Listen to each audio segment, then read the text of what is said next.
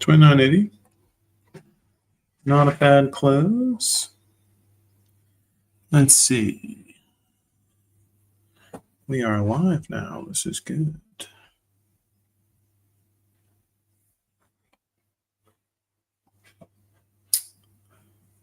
What's up, dude? How's it going, man? Tom is here. What is up, Tom? Major Tomahawk. Give him the chop.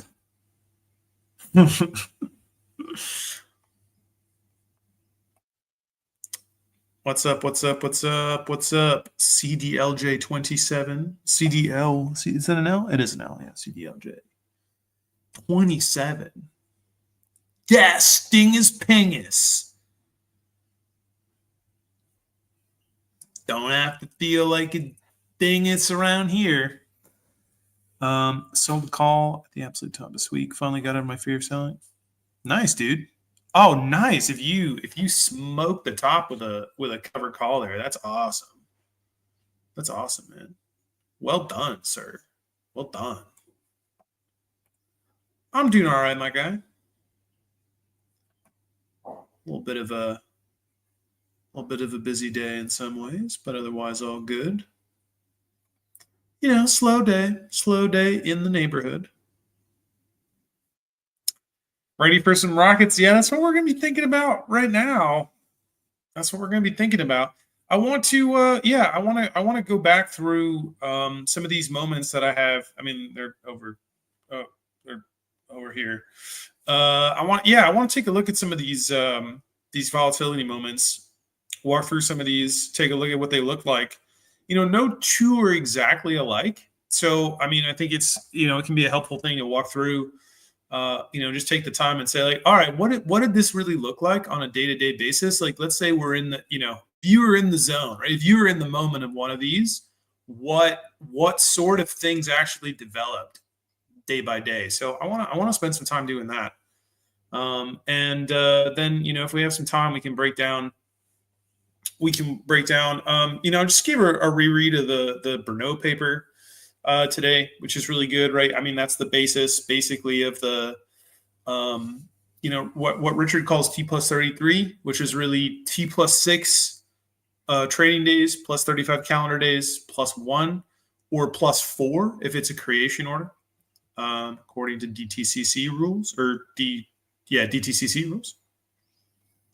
So we'll walk through some of that. Jack Eek is in the house. What's good, my guy? What's up, Rehards? Hola, that's not Lithuanian.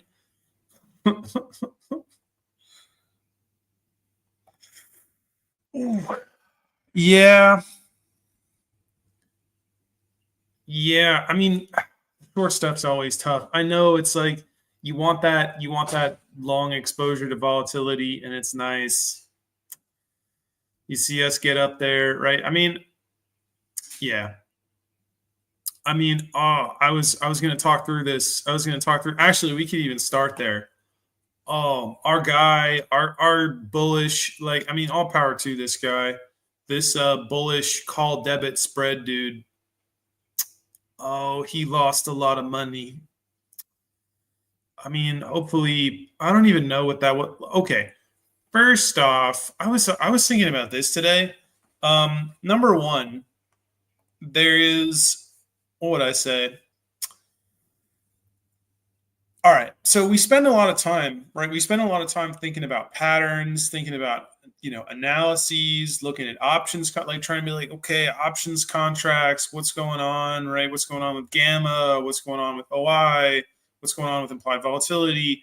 And then, we've got so many people have been working on cracking that. Man, we've got academic teams trying to crack what's going on under the hood with ETFs. All of that is going on, and all of that matters. In fact, maybe that doesn't matter. Actually, that's really interesting about the under the hood stuff. I don't think that the under the hood stuff matters as much for like almost any other stock out there. So I wouldn't be surprised if I was talking about this with some folks today.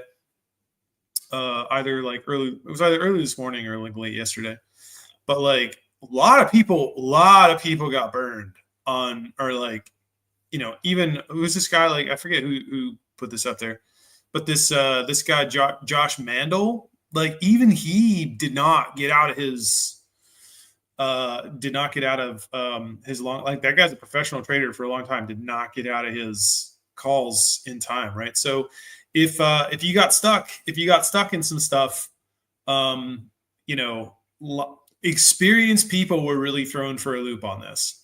Okay, so this was some really special. This was a really special rugging. So yeah, yeah, yeah. Yeah, I'm right there with you. I got a little I got a little in there myself. I had to do a little rolling up there, and then once they come down, it's like, whoa, all right, we made it, folks. We got out of that one. that third day when we went up into 35, I was like, oh no, I wasn't supposed to do that. Oh, that was fun. That was fun though.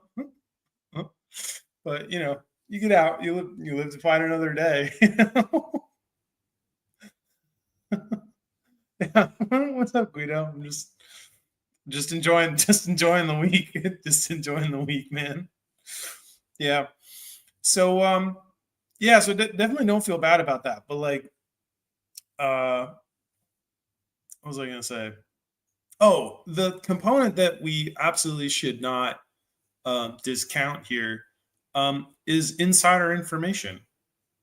So, one of the things that was very interesting that some people pointed out, and I mean, this is tinfoil, this is kind of speculation type stuff, is Ryan Cohen, right at the end of this interview a couple days ago, said, or like in the middle of it, it's like, don't follow GameStop.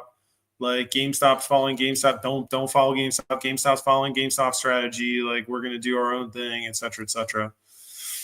And a lot of people speculated, right? And said stuff like, oh, well, Roaring Kitty, oh, maybe that's why Roaring Kitty like unfollowed GameStop. Like, he unfollowed GameStop and Ryan Cohen and took down like the GameStop thesis from his page and like deleted his bio. I mean, that could mean a lot of things, right? That can mean a lot of things. One of the things that sort of occurred to me at first was like, yeah, but how did he know to do that like 6 days ahead of the announcement? Like, what was going on there? And what I realized too was that it was, number one, this announcement, right, was recorded a month ago. The Bitcoin purchase, in all likelihood, took place like 2 months ago. Right. I mean, there's some suggestions that GME may have acquired Bitcoin like really right away in April, and I wouldn't be surprised if they did. Possibly this recording was done like a month ago. This interview with this Nakamoto dude, or Nakamoto stage, or whatever this thing is, whatever Bitcoin conference. But I would not put it past this to have somehow leaked, been pre-circulated. That this initial phase of volatility may have come in when it did, specifically in order to play around this Bitcoin hype thing. Like, I mean, there were rumors about this, but then all of a sudden it started to get it was like kind of suspicious how the day before, suddenly it was just like, oh now like everybody like kind of knows. Not, it wasn't everybody, but it was some, it started to kind of come through. It started to kind of come through, and it was like, wait a second, if this is starting to come through here, there've got to be other people in better connected channels who got wind of this. And so a part of that may have had to have, or at least this attempt to really bring this back down, like really let the volatility go and then bring it back like this. Very unusual, right? So I wouldn't be surprised if some of that really played into what we saw this week. But nonetheless, right, does that fall out of our patterns? Does it fall out of these kind of volatility sequences that we've seen recently? Let's go through these. Like I do want to go through these so we can go through some of the mechanics, and then like we can look through what this looks like. It's important to look at this, right, both from a volatility perspective and from a perspective of the price action, because the volatility chart, I'll bring this up here, right? And this really helped me clarify things in particular. Actually, let me move this real quick down here. This one I want. So I put this chart up a couple days ago, specifically because I think it made seeing this stuff a little easier. So it can be a little difficult to like see what kind of price action really matters. Like in the actual price adjustment, there can be a lot of noise in GameStop. But if you go and you look at the composite IV chart, it becomes very obvious where we have big spikes in IV. And so what's right, I mean, I fundamentally, I like the analogy that Girk has used, right? Reddit user Girk in it. The idea of packaging volatility as a product to be sold. And the idea of this here, right, is being able to read this particular landscape, not merely in terms of change in the underlying, but how implied volatility is also going to change, because the most profound effect on the options market is going to be one that occurs in implied volatility. Yes, obviously, when you have movements in the underlying combined with movements in implied volatility, it's going to really compound the degree to which it's profoundly affects the options market. But really seeing that implied volatility component as well can help clarify things. So yeah, I mean, I was just looking back, right, and when you look specifically at the volatility peaks, you can see this recurrent June IV peak. Sometimes it lasts a couple days, right? Sometimes, right, every other year it's just kind of one single peak in June. In 2024 and 2022, it was a double peak. So it was one that was in like the second week of May, so before May Apex, and then followed by one in June here. So very, very interesting to see that play out. There is one more, and if we go over to TradingView, we can see that this also took place all the way back in 2020. 2020 looks to have been the first time that this, maybe not the exact first time, but one of the earliest times that this happened, at least along our sort of regular pattern here. Yeah, so we got kind of end of April, early May. We saw this pop up, but this was a little different because this was regarding COVID.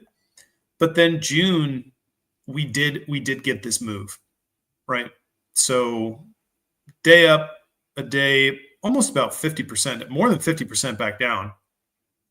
Then came all the way up, back second half of the day. So right, so what did June 2020 look like? All right, so we were trading down at like $1. So we moved down from $1. Going into earnings, we were between $1 and like 118. Then June 5th, right? So June 5th, $1 went down to $1. We closed it like $1. Then the next day, that next Monday, June 8th, we opened same price level, basically a little bit above $1, and then closed at 125. So 25% move essentially from the bottom of the close of the previous day to the close of the next day. So 25% move. Then next day, open at 125, go all the way down for a low of 115, and then close basically back at 125, and then another day, right? So we did get this, right? We did get this basically going into earnings. And then of course, once we get the sneeze, then then stuff really, it's even difficult to visualize this, right? Then we get these peaks. Yeah. So, okay. Let's take a look at comments real quick before we dig back into this.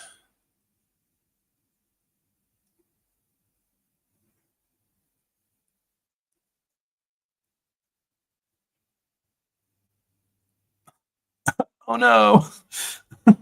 Yeah, that's right. Yeah. Hey, I mean, right. I mean, the move with that stuff, right? As quickly as it goes up, it can come back down, right? Um, yeah, that's why it's helpful to like be able to envision, where things might end up at the expiry, right? So like having kind of the, if you're like, okay, I get this profit if it's below, even if it's 1 cent below this price, I get this full profit by this end date. Like it could 5x in the middle, but as long as it comes back down, you're golden. And that can suck because you can go like, ah, man, like I could have had 5 times what I just signed this away for. But in those moments, it's like, keep the right. Because like, even if you sold the bottom of, let's say it was 40s or let's say it was 35s or whatever, even if you sold the bottom right before this went up, you're in the green now, right? On anything short. So that's the nice thing. The nice thing with covered calls, right, is unlike long options, right, they can always come back. So if you went through a spell or you used to, trying to make stuff work with single leg long calls, stuff like that, you'll know like you get into trouble when you hold them too long, right? You get into trouble when you hold them too long. You going like, should I get out of this? I don't know. Maybe I'll hold. Maybe it'll come back. Whenever you take that orientation, that's when it's like, nope, no, it's only going to get worse. That happens quite a lot. Totally the opposite with cover calls, right? As soon as you have a cover call, it's like, oh no, I'm down. I'm super down. Oh no, what's it? But they do have this habit of coming back on you, right? Especially when you design the contract in such a way that it's impossible for you not to profit, right? Yeah. What do I use to track IV? Good question, Mr. Theta Bucks. Great name, by the way. So I use a couple things. So my training platform is Thinkorswim. So I use there's a study on Thinkorswim called ImpVol, which takes I believe a composite of all of the IV. I don't think it's an at the money. I don't think it's one at the money contract. No, I think it takes a composite of all of the strikes, and then I don't know if it weights them. Maybe it weights them to a certain extent, and then it displays that basically throughout the day. So that can be helpful because it lets me know basically all together like what the IV values are. If I go over, like you'll see, I'll post this quite a lot of times in my pre-market analysis.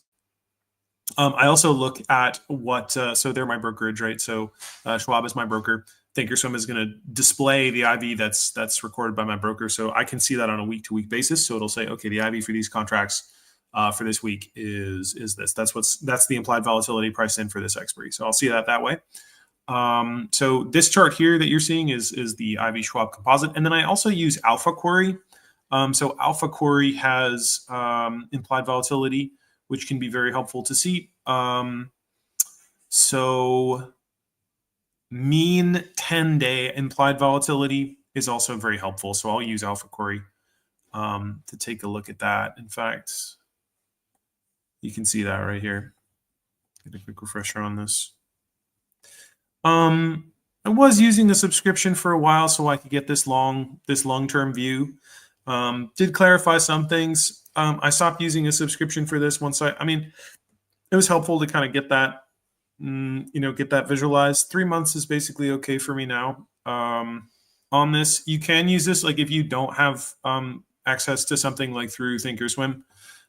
So yeah, I mostly just use the Thinkorswim implied volatility at this point. It works fine for me, but that's what I use.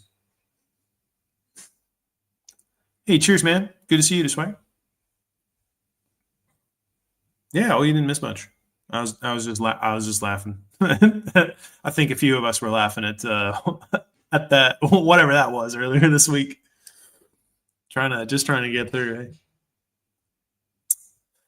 You can tell GME is different when every company that acquires Bitcoin goes up. GME is the only one go down.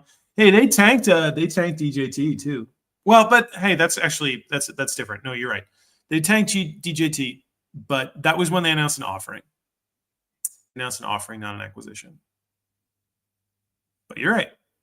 And I think part of that was Bitcoin was already priced in. Bitcoin was already priced in. I think, maybe there was a little algorithmic thing to the news when we did get that pop up to 37.50. It was very conspicuous. I would say it's very conspicuous because 37.50 was, that hedging dead zone that we were talking about up in the top half of that $40 range there. Always conspicuous when it stops at these these key options levels. It could just be coincidence. I'm sure there are ways to do analytics on it. But it may have, we can actually count through this a bit, but we can walk through basically the FTD formula. We can use a little bit of Richard's data, which is really excellent. We got new FTDs too, so we can think through some of that. But yeah, right. Something suspicious. What's up, Gamma Chad? Huge thanks. Wheel has really clicked. Feel like I'm a moisture farmer on Tatooine pulling money out of thin air. Hey, cheers, Dit. That's awesome to hear, man. I'm really happy to hear that. It's a different game, man. Selling volatility is a different game. And that is the game. That is the game, right?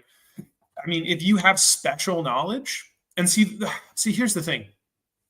If you are the firms that have to cover FTDs, like when you're gonna cover, like when you're gonna settle them, when you're pulling the trigger on the settlement. So when you can when is the time to build out an options position to take advantage of the spike. That.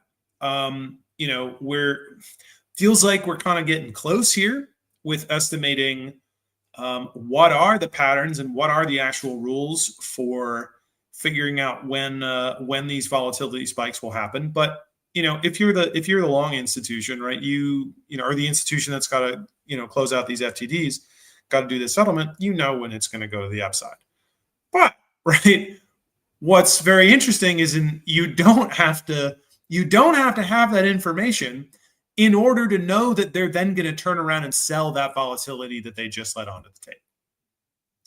So the volatility sale not only is a trade that is structured way more in the favor of the writing party, like it's way more in your favor. If you have shares, right? Certainly, and that's certainly true. That's why it's an especially effective strategy, I think, for most GameStop investors, because it's not difficult to get level 1 options positions and do perfect hedge cover calls. Not difficult to do that. The thing is, every single GameStop investor out there with shares sitting in some account, doing the DRS. Look, this is the thing with DRS. Look, all power to you if honestly, right, if you can be honest with yourself and say, like, what, this is the DRS is the right setup for me. All power to you. Do not, I'm definitely not, if that is your strategy, I'm not, speaking down about that. But what is very interesting is there is usually a heavy push to get investors to keep their shares in places like DRS, especially in some of the Reddit communities, right? There's a lot of options hostility out there. And a part of that may be like, right, there's only so much volatility to sell. I mean, it's there, right? But if too many people sell or get onto the game of selling volatility, well, then, they're gonna do some different things. I don't think we've hit critical mass there yet. And these volatility artists, these manipulation artists, right? Hey, I'm sure they got a lot of people this week, man. They got pros, like we said with our bull debit spread guy. I think he lost like 5.7 or 5.8 million. So this is what he did. And this is like a masterclass in exactly what not to do in a volatility pump. So let's bring up the chart again. I'll talk you through exactly what this guy did. So I really feel bad for this dude. That's a lot of money to lose. Maybe he had a lot of money to lose, but I don't know. Maybe this was the thing. Like I was thinking about this trade. This is why I introduced like the possible insider trade thing. Oh, I gotta share the right tab here. But it's like, this kind of struck me because this is a weird trade. This dude just comes out just slanging 45,000 contracts. I was like, who is this guy? What is this? This is bizarre. That's like, you know, I don't know. That's like 10%. That's, what is that? That's like 20% of the whole options chain. That's nuts. 20% of the whole option. No, because he had two. So he had 90,000 contracts simultaneously. This one dude had like a quarter of the OI. Like, I have no idea who this was. But it kind of struck me like it was short dated too. They expired today. So that guy, it like essentially was in position for the Bitcoin thing because he opened the trade. He opened the trade like here, right? And then he rode this thing into the weekend. Okay. So he opened, I think it was Wednesday. Was it Thursday? Maybe it was going into Thursday. He opened, I think it was Thursday. He opened the 36 long and he opened 39 short. And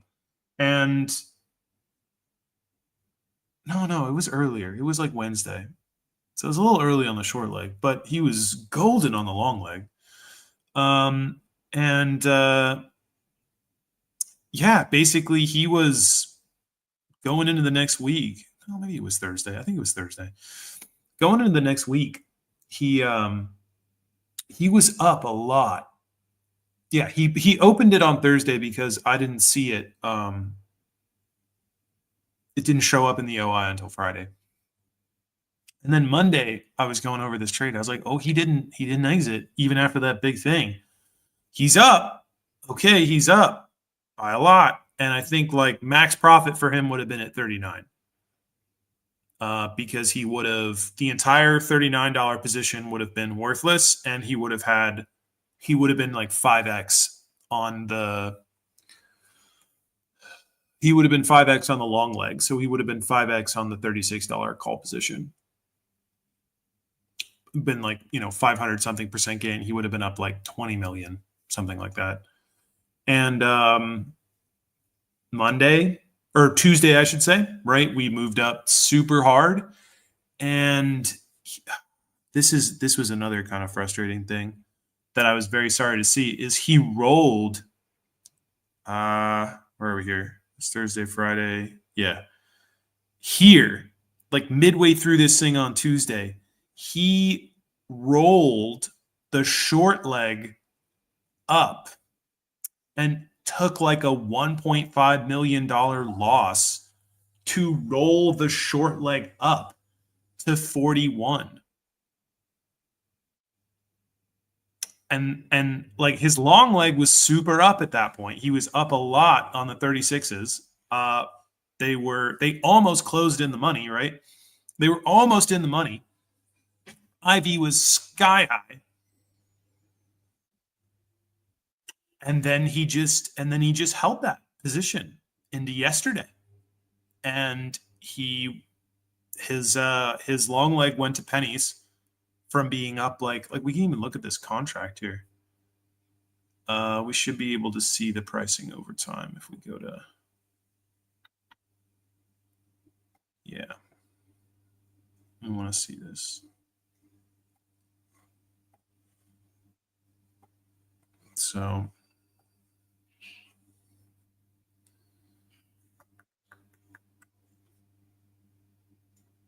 yeah, we can see, I don't know why it didn't display it correctly in the OI, but he was out of the whole position.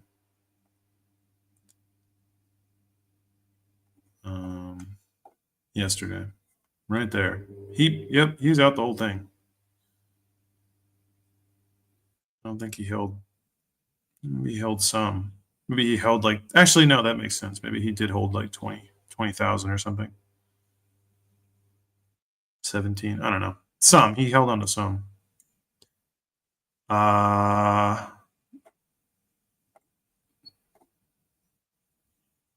But he was up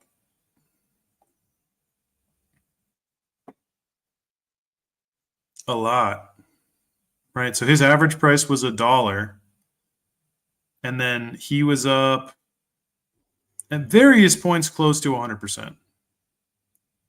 At various points. Plus he had the short call position. But a fair amount of this he just let expire worthless. Just, yeah, hate to see it.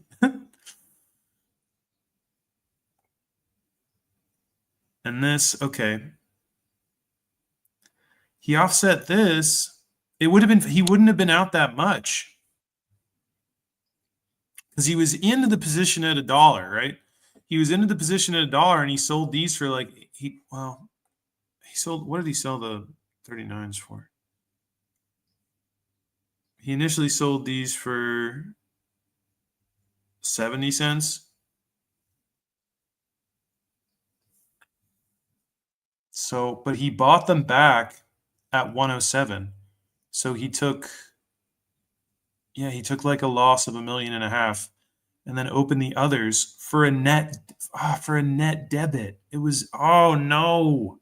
So this just made me think, like what was this guy doing? This guy does not seem like he knew what he was doing for this trade. Like just every step of the way. He did not pull the trigger correctly on those. So either, number one, this thing really threw actual pros for a loss because they were just like, this shit's going higher. Or it was weird because it was a spread. Like, you don't see politicians, like you don't see Nancy Pelosi or Dan Crenshaw or whoever just like doing like bull call debit spreads. Like I don't see them do that. They have insider information, whatever. They're just like, all right, calls on Nvidia or whatever. Yeah, but that's tough. Yeah. The infall chart is in Schwab. It's not in TradingView. I don't know if there's an implied volatility indicator in TradingView, but I have it. Schwab is my broker, and I have Thinkorswim from Schwab. So that's where I get that study. Yeah, Maxie's got it. What's up, Michael? Yep, media last week saying GME's price rise due to speculation of Bitcoin purchase, and when they announced they actually bought, media saying we're selling due to crypto speculation. Yeah, nonsense. What's up, man? 21st possible GME acquisition as RC has been out and about publicly first time in 5 years. GME acquisition, what do you mean? Just clarify that for me. Interested to follow up on that with you. Think about rolling CC if there's a big upward price movement like last week.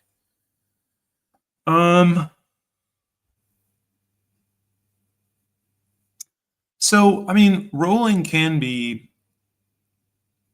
you can do an out and up strategy.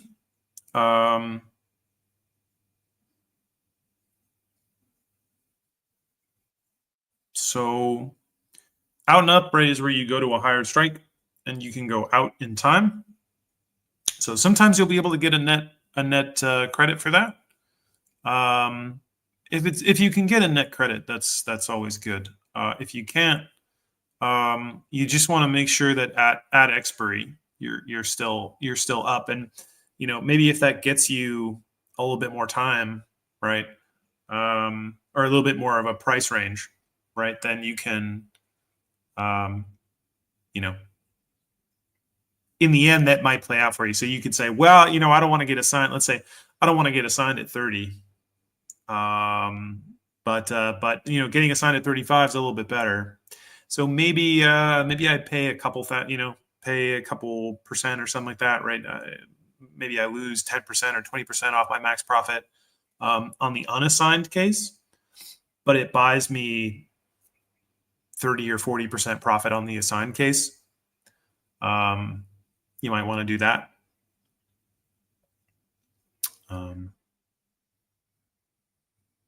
But it's tough. I mean, if I were to reflect on what I would try to do,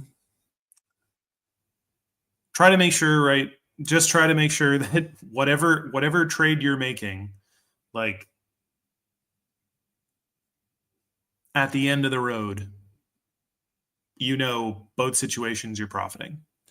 The problem with rolling sometimes is like you see the volatility and you're like, oh, panic, oh, excitement, oh, I'm gonna roll it up, and you roll, and then it turns out, you close, let's say you close one for like a big loss, and then you open another one, and now you're just stuck, right? And it just goes right back down or something, and it's like, well, I would have been better if I just didn't roll that. It's tough. But to avoid loss, right? If you're really just trying to avoid loss and stay profitable, out and up can help. But it's important to look at what the implied volatility of the strike that you're rolling to, what that looks like. So, yeah. Oh, nice. Yeah. Yeah, it's right there. If you're using Thinkorswim, it's right there in Schwab. Yeah, highly recommend it. I was TD Ameritrade for a while, so I got to use Thinkorswim, and yeah, that's how I got my whole start with using trading platforms and stuff like that. And then Schwab bought them, and so I was over to Schwab and still using Thinkorswim. Very good. Yeah, I've been talking to Otherwise category about this. Otherwise category 42 about this a little bit. I think there is some potential that is DFV, that is Roaring Kitty potentially trading that. I was talking to Otherwise like back in the fall and stuff, and there was one post. I think I was I don't know if I was the first person, but I was one of the first people. I was one of the people who noticed the trades going into September OPEX, or it was before September OPEX. It was September 6th, and it was very conspicuous in that this was probably, let's see, I had noticed some things in the options data that week. So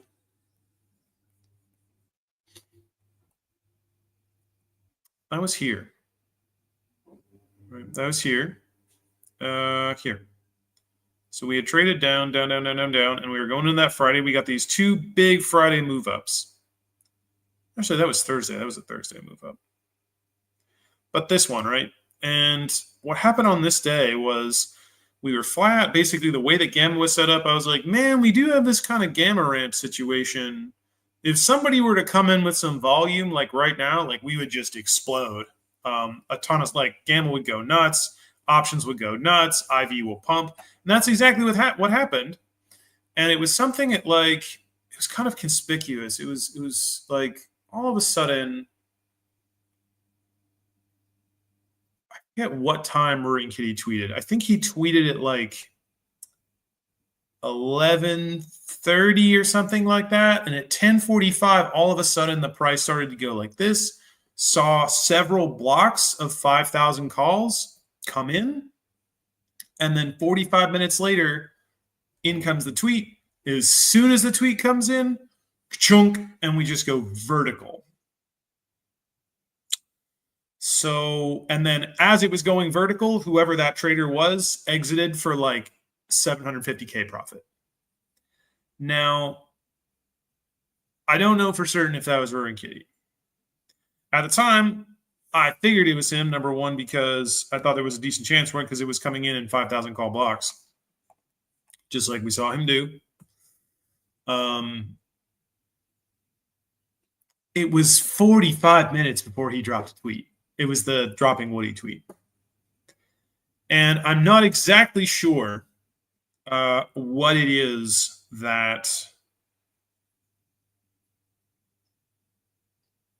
it really did look like it was synced with that tweet. So as soon as I saw that, I was just like, how is that not him? Unless, of course, he was tweeting on top of something. But it happened right at that time, right? I mean, it started to move up. What I suspect maybe is that there was an underlying phenomenon, right? Like all of these moments where Roaring Kitty has come on and done something, put out a tweet, such as like, right, the Christmas tweet, the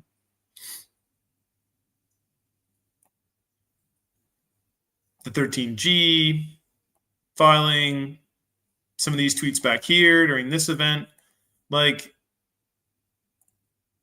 his tweets did have an effect on the price in the same way that news did. Like the Bitcoin announcement, pre-market open, did have an effect on the price. There was an algorithmic reaction to the price. They started, the beep boop boop started doing their thing. Okay. They do react to his tweets. They do that, right? They do elevate the price of GameStop whenever he drops a tweet. That's algorithmic, right? That's not Roaring Kitty purposefully trying to, he understands that on some extent the algorithms will do that. He's not controlling the algorithms, but he understands that they will do that. But what it seemed to me this past year is that he likely realized key moments where other types of market phenomena were occurring, right? Under the hood stuff, ETF settlement, fail settlement, something like creation stuff that needed to be cleared. So the swap clear deadline stuff, so stuff that happens at 145, right? So that he did that with the time you cover tweet. Was it 145 that was at the swap clear deadline? So there was a swap clear margin deadline that coincided with. So I think what he ended up doing in some of these circumstances is realizing that there was something that was going to have to be cleared for this margin deadline, or ETF FTDs were going to have to be settled over a period of days or on a certain day that was, and he waited for that to start to happen. And then when he saw that start to happen, he decided, okay, today's the day. And then he dropped the tweet, and then stuff went vertical, and then it messed up this VWAP order, right? So one thing, for example, the Ultimator has been has pointed out is that what seems to be the case with the creation, some of the like the settlement type stuff, is that it's like the orders for clearing these settlements. So typically what happens is like the orders get put in the pre-market, and we have seen these types of orders stimulate pretty big pre-market price action. We have seen that take place. But what's really interesting recently is that we even saw a bit of this today. It seems like a fair bit of this suddenly has started to occur immediately off the open, like just right angle straight up off the open. Like the order gets put in, and then it's just like clear it on the open, something like that. It seems as though they are maybe changing their strategy at which they're processing these orders, how they're doing it. Because the typical times or the typical points at which they may have done this in the past, I don't know, run the risk of being foiled by something like a tweet. I'm not sure. This is speculation on my part, but it did seem like that was possibly the case. Now, to this question with you, around the same time, similar types of orders were coming through on Unity. So I have not yet had time to comb through company financials over on Unity. I am not exactly sure, right, what that play might look like. I don't know the mechanics necessarily. I don't have that type of experience in looking at that stock every day for multiple hours like I do with GameStop, but it's possible, right? It's possible. Or it could be a DFE lookalike, but we are seeing, big blocks of calls come in on Unity, and those late tweets right in the fall, as otherwise category, I think has been interpreting them. I think there's some merit there. There's some merit there to potentially thinking that DFE is doing some things with Unity. So not sure, but that's basically my my orientation towards that now. That's what I think and why I think about that. Oh, cheers, man! Enjoy the tennis. Make sure you wear your what is it? Your North Face quarter zip. Make sure you get that on. That's how you know it's time. You're going full finance bro there.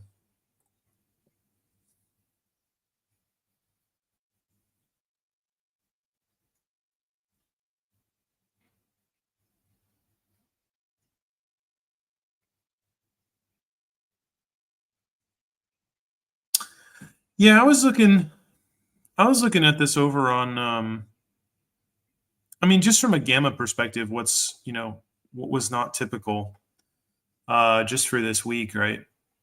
Was max pain, sure, but sometimes max pain means different things depending on what the OI looks like. But just to see all of that put gex right there in the middle, right? See it? No, it doesn't look like. But to see this kind of evened out here, right? It's our largest put position and the largest call position in terms of gamma, not net gamma, but it kind of evens out, right? This chart just says like we're probably going here somewhere, right? So we did, and we shot up here. We didn't quite make it too much past this. Then we went back down here, and then we came back down here, and then okay, so most of this out of the money. Yes, these puts are slightly in the money, but yeah, that's what kind of pointed me in that direction.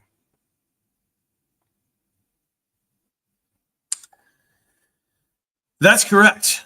That's correct. Yeah, I've been looking over his data in particular and asking him some questions on that. Yeah, so I mean, this is probably a good time to walk through, some of what's going on here. So Richard actually has some of this pretty handy if you go over to his. So like if we go over his sheet, right? So he makes this publicly available. You can go check out. His spreadsheet here. He's got all this centralized. What I would recommend is that you take some time if you have a chance to do so. Under his FAQ page, I think he has the Berno paper linked, but he has this little embedded bit here. So from Mendel University in the Czech Republic in Brno. So yeah, it's right here. So he's got the link for it right here. Good paper. Basically, this walks us through, right? So this says that there is evidence, and the strongest evidence is from GameStop, and that not only is the strongest evidence of this type of failure cycle strongest on GameStop, it does not show robustness elsewhere, right? So they do a robustness analysis, and it shows that repeatedly it's something that occurs on GameStop and apparently intentionally, right? One would expect, in the same way that you should expect kind of more randomness in the markets, there is a conspicuous lack of randomness in the fail to deliver environment, especially with ETFs. So equity FTDs are not as common anymore, and that's because everything's been moved over to ETFs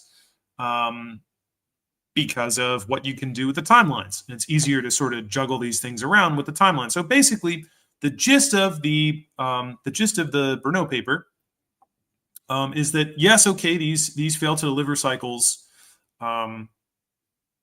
exist. It's very likely that they are intentionally done. And this is back in January 2023, right? So this is when this was published. So they were doing this just in like 2021, 2022, 2020. So they were looking at those years. of looking at the ways that fail to deliver has been abused with GameStop, especially with XRT, right? They looked at XRT. They looked at across a whole mess of different funds. But really, Richard has some of these images embedded here. So it works something like this, right? So this is from the Berno paper itself. And I wish can I get my face out of the way here? Can I shift this? Maybe I can just zoom in. Can I zoom in? Yeah, that's better. Not so much. Let me try this. Because it's right here. It's at the bottom of this. Read through this today.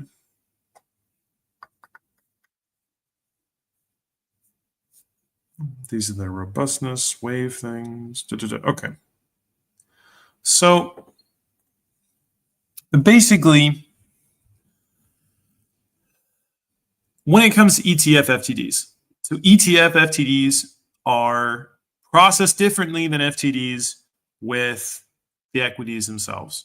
And this is something that caught a lot of people up last summer, right? A lot of people were like T plus 35, T plus 35, T plus 35. I think the meme interpretation, you just hold on one second, please.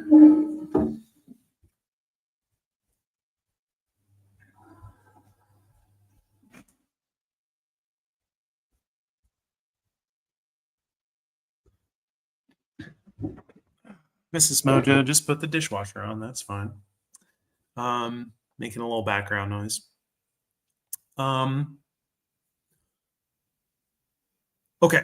ETF FTDs are processed differently than direct equity FTDs. Direct equity FTDs, you get T plus 35, right? You got 35 calendar days, right? You got T plus 1, and then you record a fail, and then you got 35 calendar days to get it done, and on day 35, you got to deliver. Okay, so that's a tight timeline, and the idea there is it's due at market open on the 35th day. So unless you want to just punch in an order right away in pre-market on the 35th day, maybe you want to start closing those out a little bit earlier, right? So you have a pretty strict deadline with that with an equity thing. Okay, not so for ETFs. So because you have an authorized participant involved, there are extra steps, okay? So there are extra steps in this. The first part is that the authorized participant, in order to settle an ETF order, has T plus 3, not T plus 1 to start. Okay. So then they've got T plus 3. If they don't deliver, they've got a 3-day extension. So they've got up to T plus 6. Only at T plus 6 are they then required to record a fail. The fail is going to go down back on the date of T. So T is where the fail will be recorded, but T plus 6 is not. They won't put down the fail until here. Okay, until T plus 6.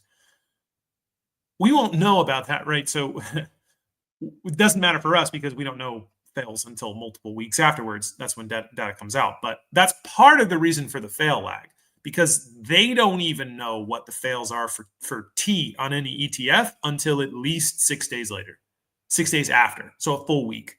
So then they process that, and then a week later is when they do the actual recording there, and then they go back and they'll amend stuff. Okay. So at T plus 6, they do the fail. The fails go down on T, but then they've got 35 calendar days. It's called T plus 35, but you count from T plus 6, right? So you count from the end of this fail cycle. It's not cumulative with these days. Okay, so T plus 35 calendar days, and then the authorized participant on the other side of that, right? Because if it's so with an equity, it's T plus 1. Okay, and this is something I asked Richard directly.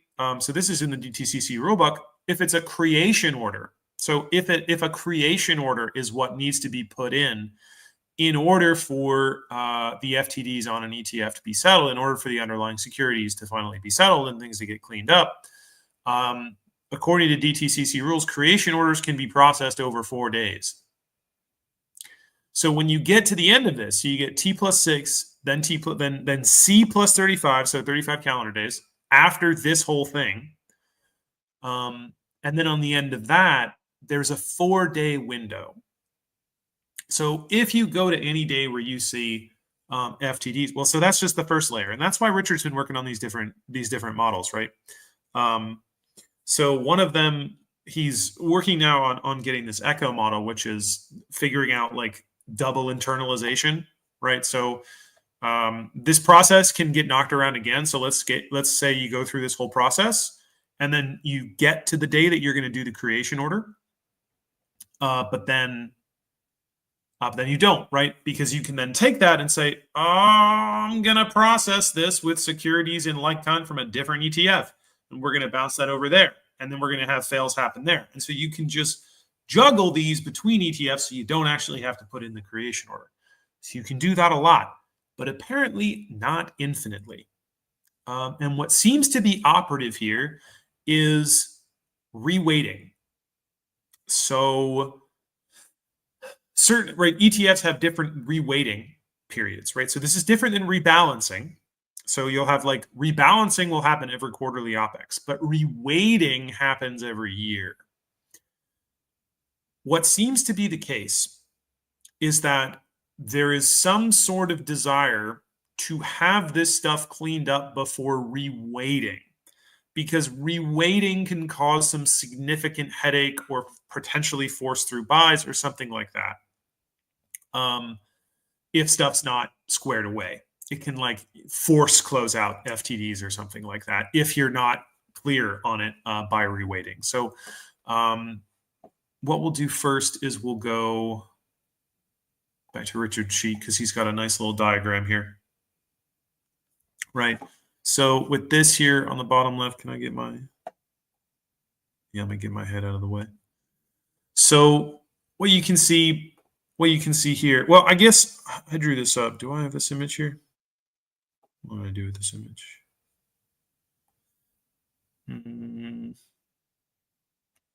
Oh, I did draw this up earlier. I wanted to share this. Let me find a folder here. I drew up an example here earlier today.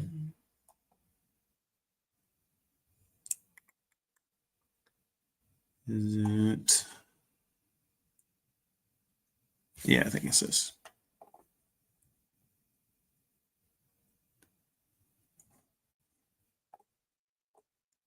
So let's do.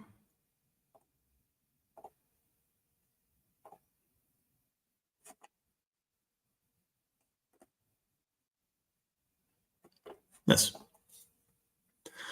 Okay. So you guys can see this. Okay. So this is a composite. Oh, no. Did it not do that? This is not the right version. Darn. Hold on. I want to find this because I drew this up specifically to show you guys.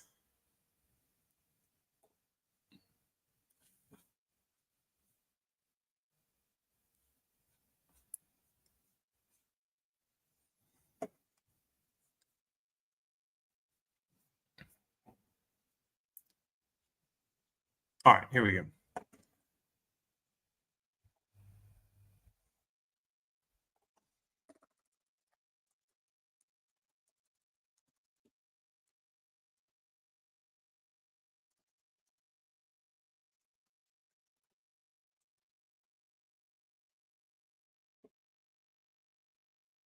Okay.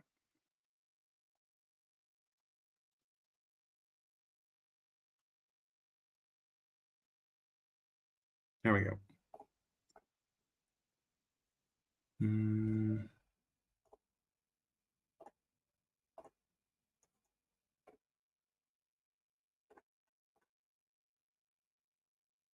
All right, now you should be able to see this.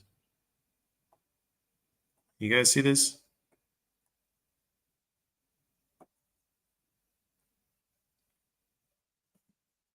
Okay.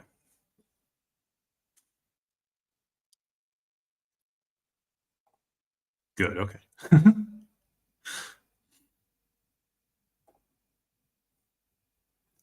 So, right. So I sketched some of this out, right, where we have, let's say, these clusters of FTTs. So one of the securities that's one of the ETFs that's had a lot of fails recently has been IWM, right? So Richard's got this tracks for us very nicely over on his FTD database here. So it's a lot. You can see, like, for example, what is this on the which is the date here? Where's my window? This here we go. So this is on the 16th. So 16th, 17th, back-to-back days. We have a lot, but let's take the 16th. So 16th, right? We're gonna go. We've got this blue circle here, or we're gonna go T plus 1 trading days. So T plus 1. 18th was Good Friday, so not a trading day. 17. So we're going to go 22, 23, 24, 25, 29. There's T plus 6. Okay, and now we count 35 calendar days. That's going to land us 35 calendar days is going to get us on here on the 4th, and then we're going to have a window.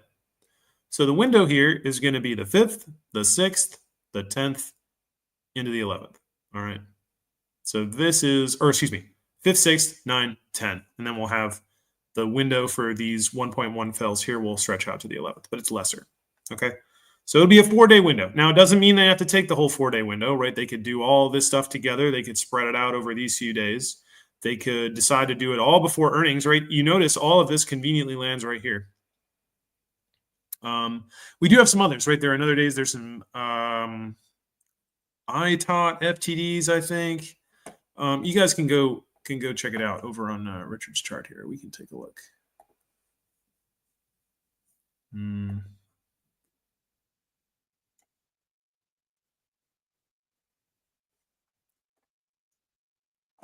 Dog, like I did draw before the stream. What were you doing this morning, man? We're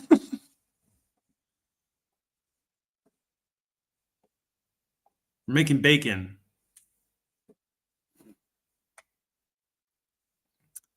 So let's see. Let's get this up.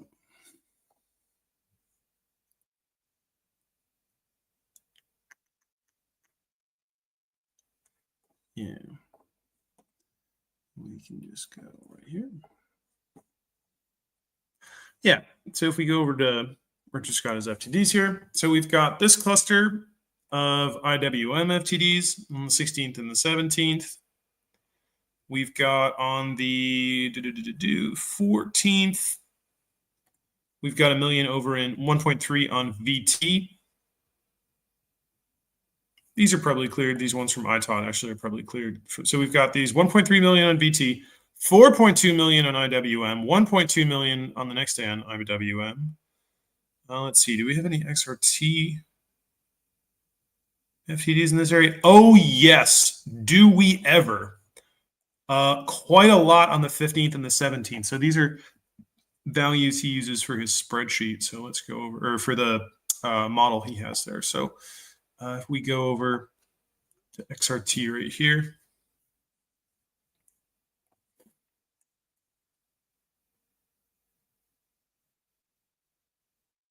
Yeah. So 15th, 1.2 million. Then apparently they cleared them. And then another 619,000 on the 17th. Okay. So XRT definitely has exposure to GameStop. IWM definitely has exposure to GameStop. VT definitely has exposure to GameStop. Now, I haven't checked on VT, but I have checked XRT and I have checked IWM. And what's very interesting about these particular funds is they have reweighting, right? So back to the theme of reweighting, they have reweighting at the end of the month.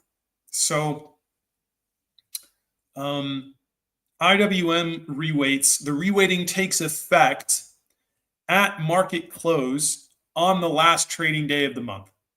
So they're going to make all their purchases for reweighting before then. So it's going to lead into that. Okay.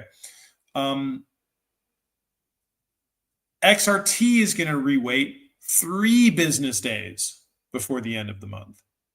So for example, I forget where I saw this, but an interesting data point, right, is with this really huge pop that we saw on Chewy, actually, right? And this may have on like the 20, I think this is the 27th. And this had to do, let's say, with right, whatever. I think these were direct equity. These may have been direct equity errors or something like that. But Chewy, I think, was in XRT. Yeah, I think Chewy was in XRT. And for Roaring Kitty to have bought this huge share position required all these fails back when he revealed this position, when we had that first move up.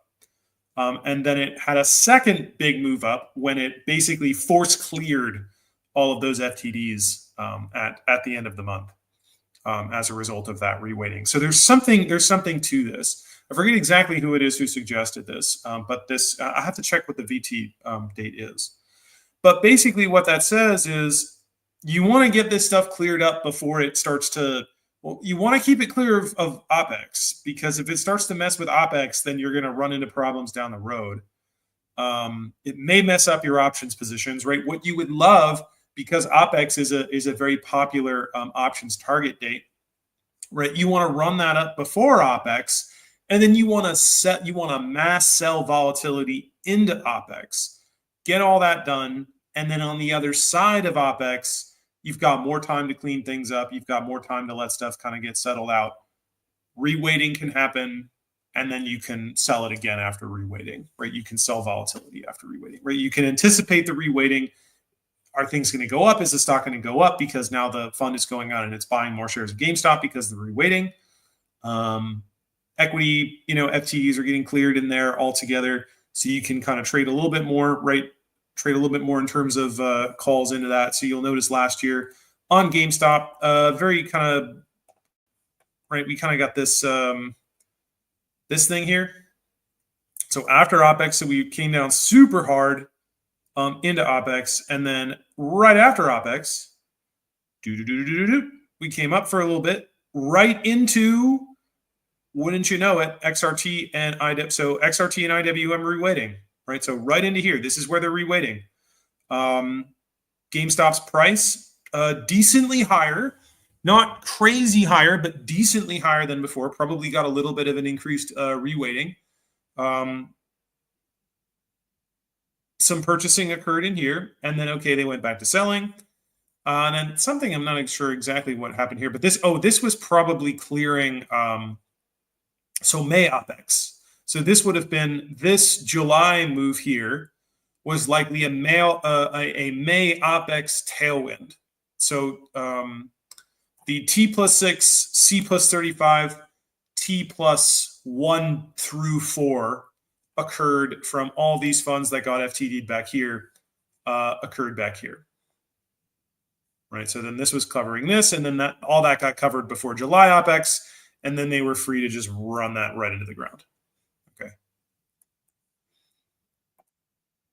So with these FTDs, all these FTDs, right, what's very interesting now is we've got layer after layer after layer of FTDs now coming due on GameStop all at the same time. We've got 2 big days of XRT FTDs.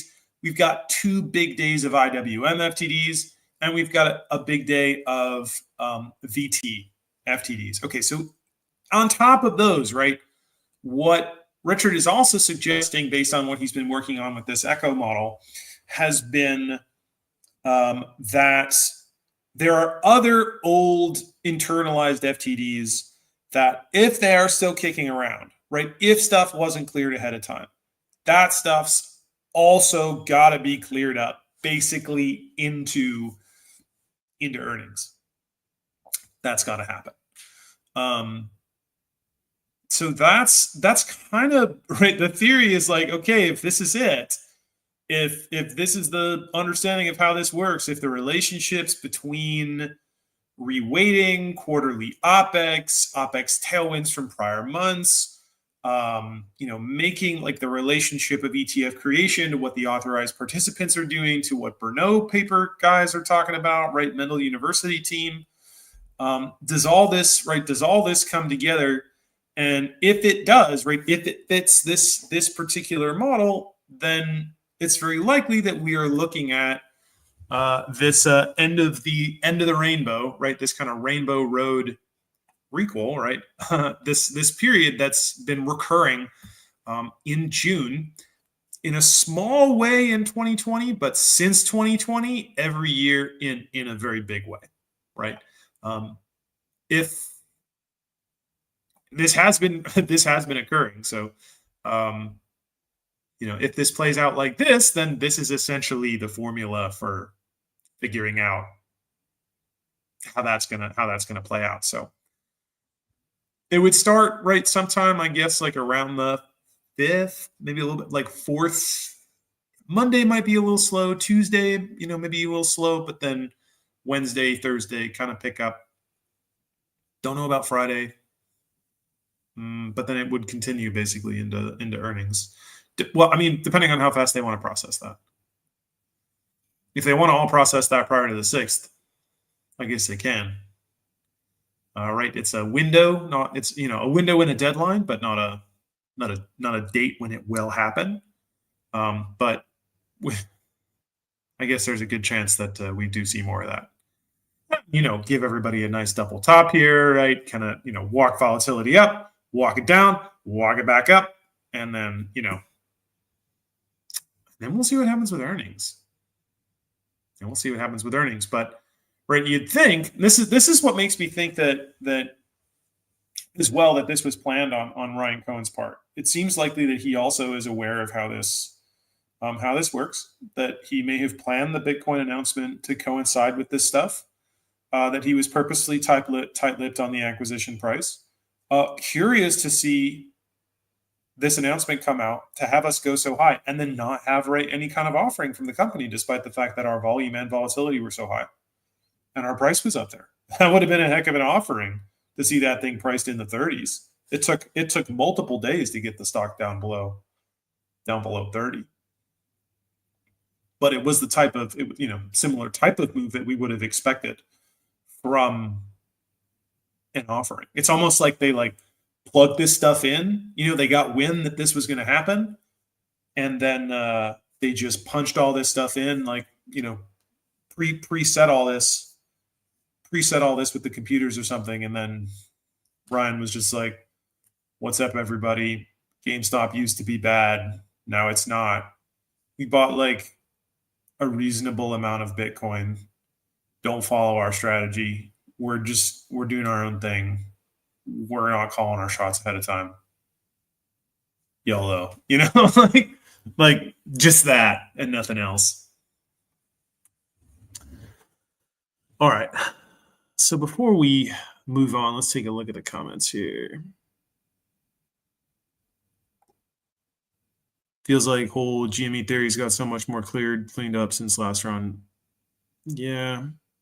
I mean, Richard's been working on this for a really, really long time. He's been working on this for 4 years and pulling a lot of stuff together. And part of this too, I mean, I would say from my perspective as well. Yeah, I mean, sort of learning from the bottom. There's stuff that I noticed back when we bottomed before with that convertible bond offering. Why we bottomed where we did. Getting that confirmation on the swaps. Sort of understanding how all that played out, right? Oh, also seeing what played in with interest rates, because guys, right, here's the other thing. None of these ever play out exactly the same way, right? A lot of people were saying, we're doing this. Oh, we're doing these months in 2020 again, or we're doing these months in 2022. It's like, yes, but there are other things going on, right? And part of the reason that I had this kind of moment where I got kind of excited because I was like, oh, are we in 2022 again? Because we kind of look very similar to what we're doing in 2022 in some ways. I can even show you that on the chart.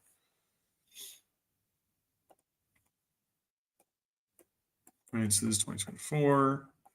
23. 22 is here.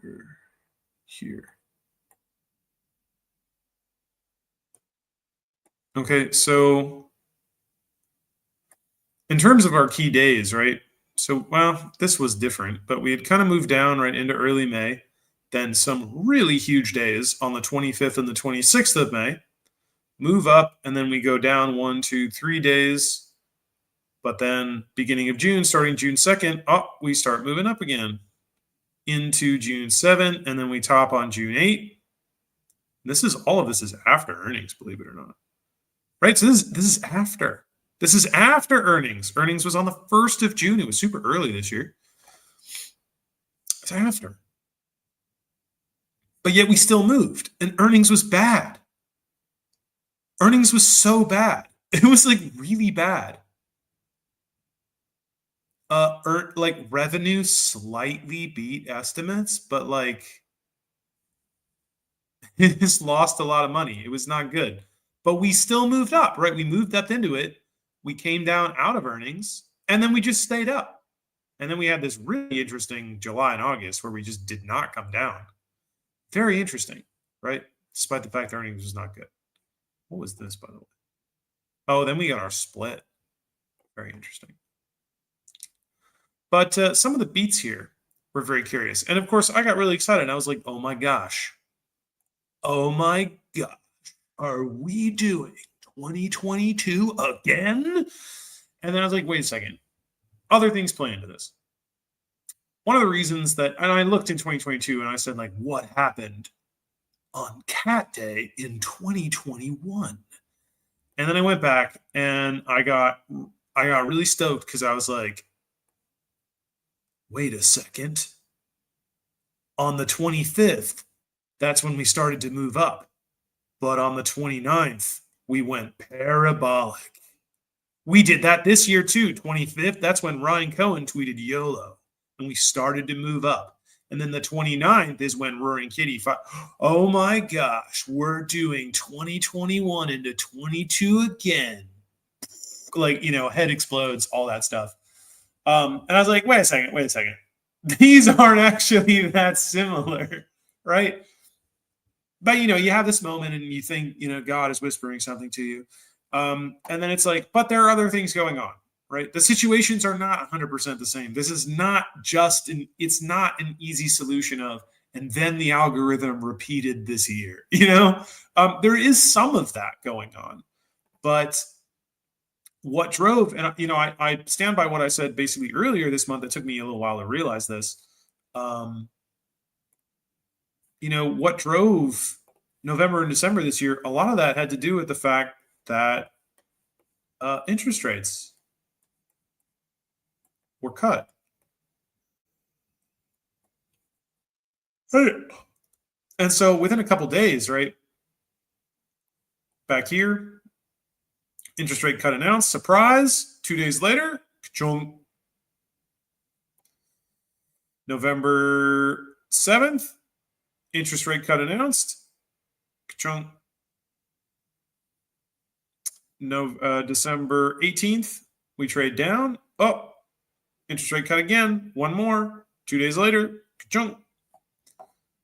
So I think that played a big role in why November, December this year looked like that. But that's not to say that we weren't also going through some of these settlement cycles. That's not to say that we weren't doing these types of things. It's just they combined. And when you can get some of these things combining, that's when stuff gets really exciting. But that being said, I think for myself, I think I can say, like, I can discern out to a certain extent, what factors are coming into play when and where and how much and for how long or something like that, right? So like Roaring Kitty, for example, he must have known that, yes, okay, typically around October 29th, we start seeing FTD covering for some reason. We start seeing settlement of something. Maybe it's like August. late October, be like something in August tailwind. Tailwind or something in August. Not sure. Maybe he knows that like that generally corresponds to us starting to move up. But he may have known, all right, rate cuts, right? And he could even have known that several years in advance, right? All right, they're going to do this for this number of years. They're going to do this for 2 years, and then rates are going to go up. And then 2 years down the road, they're going to do some rate cuts. And maybe earlier in the year, right? Because people speculate on this stuff way out in advance. He's like, all right, they're going to do the rate cuts later in the year. Sounds like a great time to do. Sounds like a great time to file a 13G or something. Something to do with swaps too. Could have been 2-year, 3-year swap things. So, but in any case,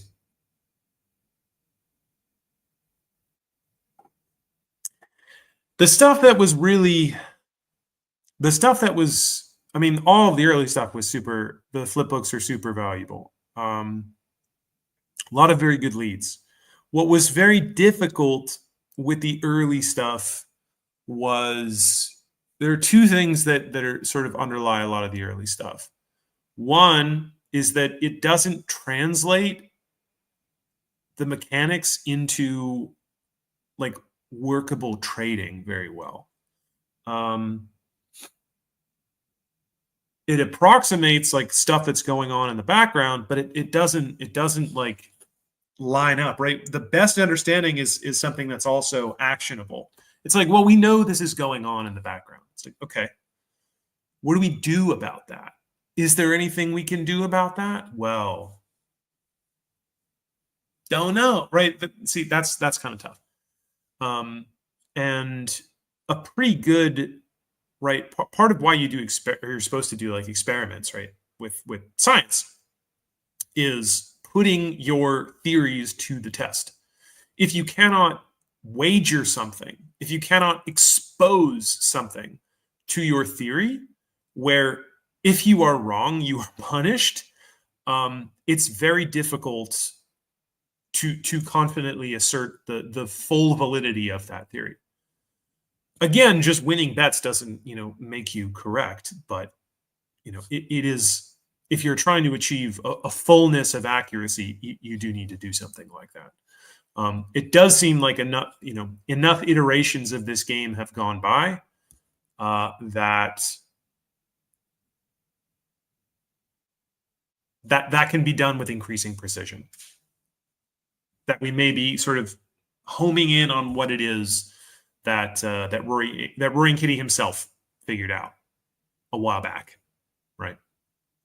Or that either figured out himself or knew by directly being told, because he did get a CFA and he did work in finance for a while, right? He knew some of that stuff. Maybe that's even why he went into finance in the first place, right? Yeah. Friday commute. Nice, man. Happy to do that.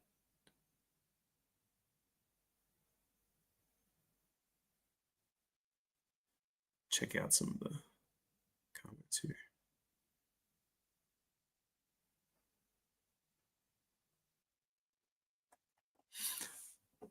What's up, Guido? Always been in the mindset that RK is very well aware of these potential GME events, not triggering them, but interesting thought how the algo could be set against another authorized participant or market maker. Yeah, I think that's the case. It's hard to deny that his tweets have some influence. They're not right. They're not everything, and he is clearly targeting them. They do occur with phenomena that he is not controlling and that algorithms are not reacting to, right? That there is no causal link between when he puts out a tweet and when stuff happens. So, for example, the 145 tweet on December 5th, the time you cover, that was in line with the swap clear margin deadline. And we know that there's some sort of phenomenon that's disconnected from his tweet because in January we got something like that too at 145. We got a swap clear margin deadline move up, even though we had nothing from Roaring Kitty. I think it was the 16th. I think it was the 16th.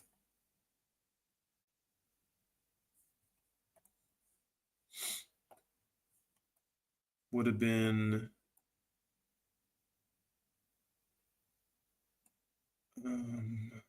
it was this one. So no, it was on Friday. It was this one. We still ended low, but because we went down to like 27. Yeah, I remember we went down to 27. There are a bunch of short puts there. I remember writing about this and saying like, oh, weird, there's a bunch of short puts that just opened at 27. So it's going to look like we're going to fall through there options wise, but we're not. They're deceptively supportive. And then we're going to bounce off of it. And then that ended up like being this optimal time to establish a position. And all of a sudden at 145, we just exploded back up to like 28.70 something. And then we came right back down. No activity from Roaring Kitty. Nothing. So something occurred there. And it seems because it happened at 145, it was a swap, a margin call on somebody who had a swap position. So that was the swap clear margin deadline. But on December 5th, what seems to be the case is that Roaring Kitty knew somebody with a swap essentially got a margin call. Knew, okay, here it's coming, 145. knew it was going down.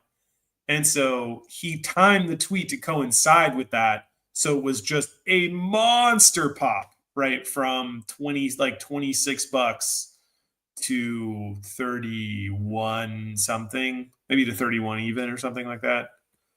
Yeah. Yeah, that's a good point to bring up, Guido.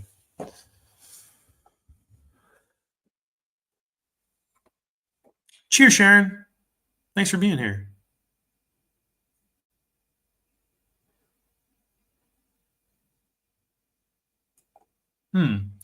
Interesting question, Michael. What is the average bid on out-of-the-money covered calls during the non-volatile months where GME is trading sideways? Took all my shares out of computer share to at least make money on premiums, then use that for CSPs. I mean, it depends on. It's going to depend on the strike.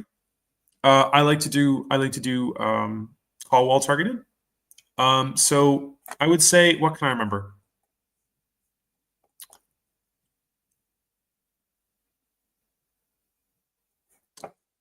So I want to say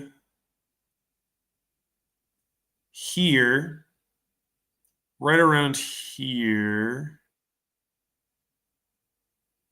in this kind of heading up to 29, sort of whatever. I want to say February. No, it was here. It was actually here on Wednesday, around here. February Apex calls 1 month out when we were at 29. So I think these were 30s. Sold for $2 each. And they were basically at the money.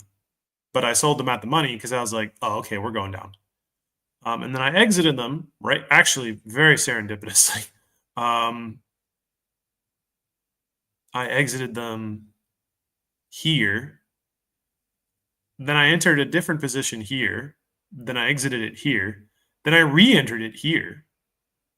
And then I exited a little bit early. So when we got down here, I thought we were bottoming at like 24 something. I was like, we won't go. We'll just hang out here for a while. We didn't. We went all the way down to the 2 times net asset value floor. But I exited the March options here, March cover calls here.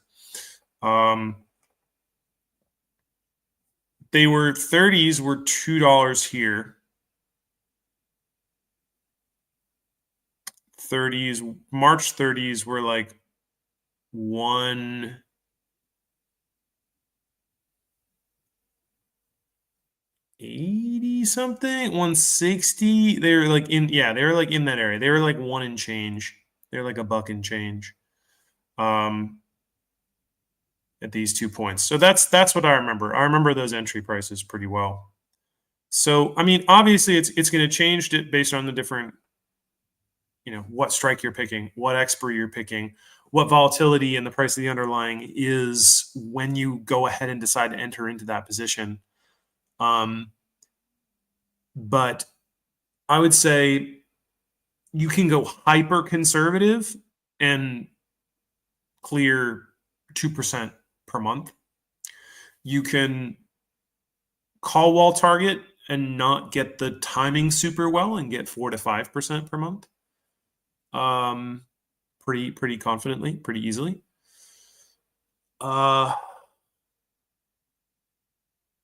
If your timing is impeccable and you can time like volatility pops and like nail the top, then you can probably get closer to 8 to 10% per month. But that's hard.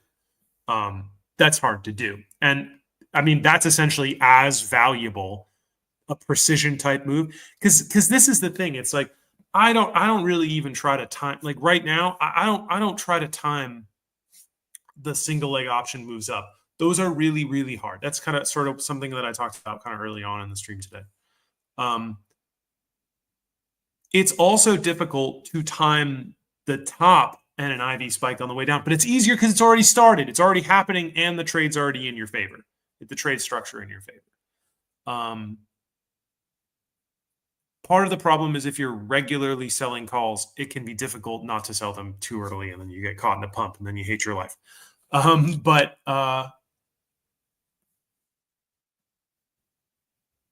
that can be helpful, right? Getting this sort of volatility cycle, FTD settlement stuff, getting that down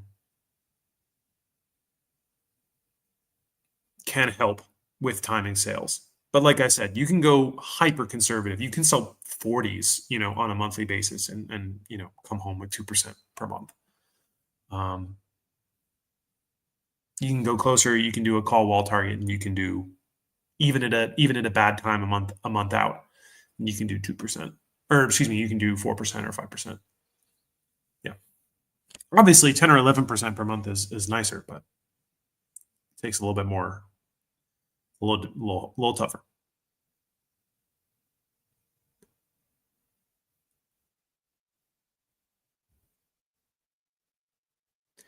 Yeah, I was thinking something like that, because for legal reasons, right? If I think he was probably able to do it, right, up to a certain point on the requel, but I think that may have been his interest in Chewy, right? So was it? It may have been otherwise who wrote about this as well. I think otherwise makes a good point in the sense that, like, maybe not everything that Roaring Kitty originally set up for last summer played out like he designed it. I mean, stuff still went well.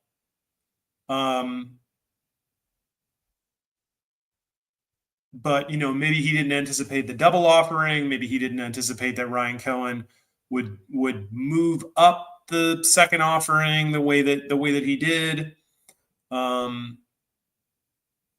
To do it like before Roaring Kitty's live stream. There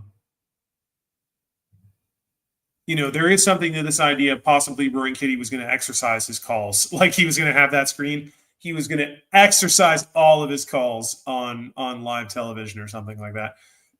Maybe, right? And just demonstrate this principle to everybody, that if you do this, it'll send the price into the Thomas Petter fee into the thousands, and just do that and actually do MOAS there or something like that. But meanwhile, as that happened, he would have moved his entire position over to Chewy. And so Chewy would have still launched and done its thing, and he still would have made money, but he would have already exited his GameStop position or something like that. I don't know. I'm not sure, but there may be something legal there, and I think potentially the fact that people now recognize his buying pattern on sites like Unusual Whales. I haven't seen him I haven't seen anything that's looked like him since September. So if he is trading GameStop, he's not doing it in a way that is conspicuous at all to us. I've not been able to find anything that just said like, oh, that's him. So Sam makes a good point here. He may I have a hard time imagining he's no longer trading, but he's probably not doing so as conspicuously, and he may not be doing so directly on GameStop at all. Yeah.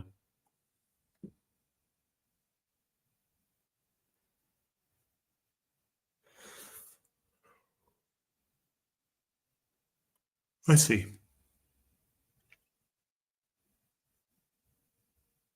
Went out, same stroke. Shinsasu, sounds like you also sold some covered calls, which were really nice. Happy to hear that. Got to sell some volatility. Yeah, the longs are hard, man. They're hard, and then they're going up, and you see how fast they're going up, and you're just like, man, GameStop's going to go to infinity now, and you don't want to sell them, right? That's the problem. But the covered call, it's just like you're holding it and you watch it go down, and you're just like, oh, keep go, oh. But it's like, it's finite, right? You can't get like the psychology changes, right? The way that your mind,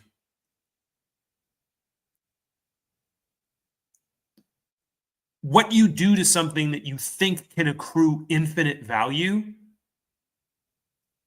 the way that your entire organism orients yourself towards it is different than something of finite value. It's much easier to exit and enter short options because they are things of finite appreciation. There's only so much profit. There is a strictly delineated amount of profit that you can make from that contract. So it's easy for you to exit it because you're just, whatever, right? I'm not, do I need to hold this for the last couple $100 or whatever? Do I need to hold this for the last 7%? Like, nah, let's get out. Let's do something else. Let's keep moving. Let's keep moving, right? Finite amount of return. So you're just like, let's go. Done with it. Done with this, right? You're just like, oh, this is a nice rock. Done. Trash. Get it out of here, right? The tricky thing about longs is especially options, especially long calls or long puts for that matter.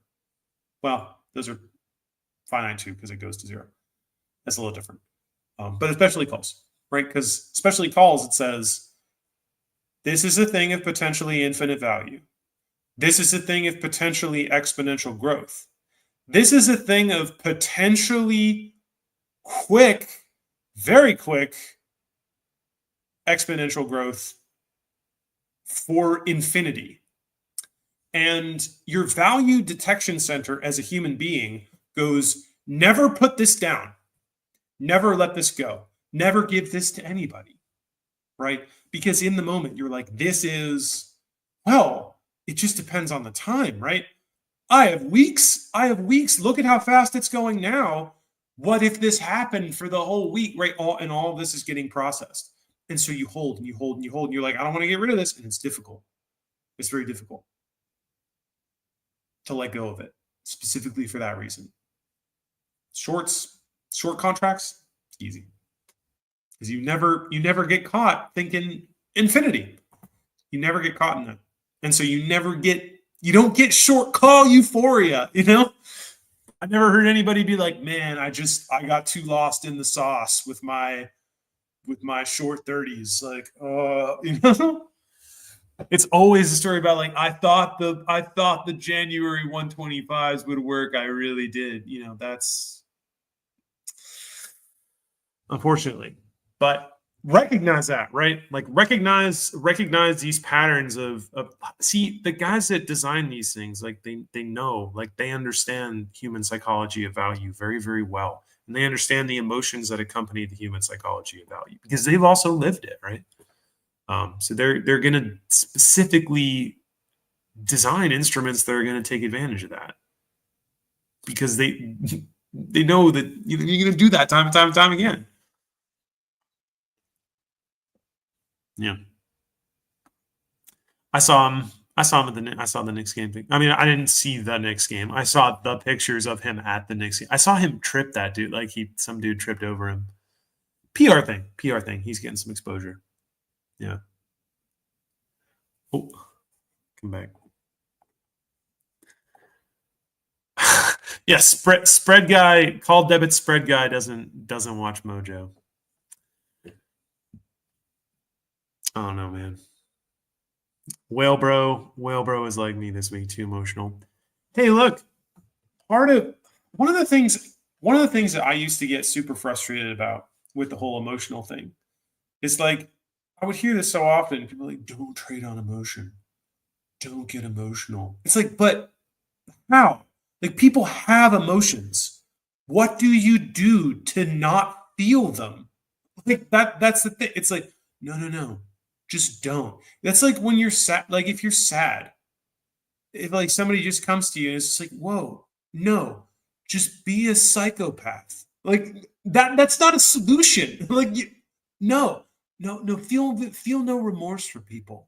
You know, like that's like, you know, like whoever is like bringing you to Auschwitz and just like, no, don't think of them as people. It's like, but I have to because they are, you know.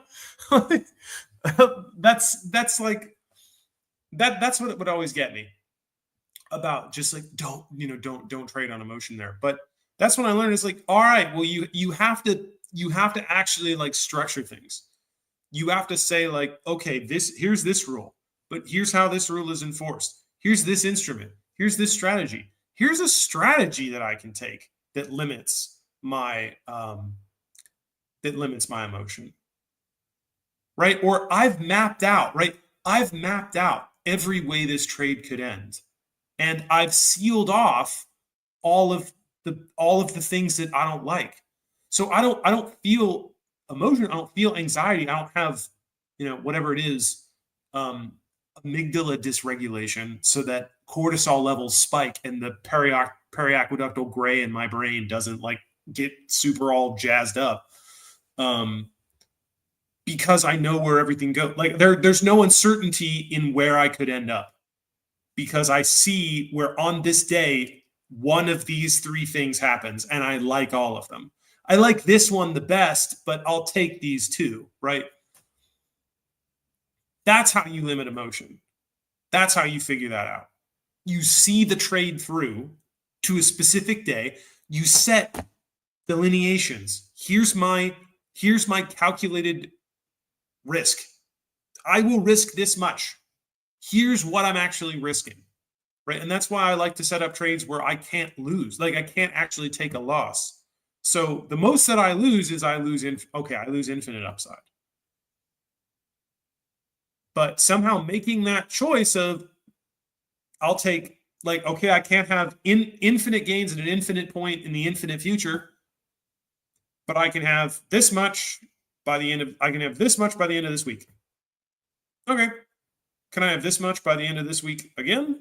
Yes. What about this much by the end of this month? Oh, okay, cool. Can we do that again? Oh, yep.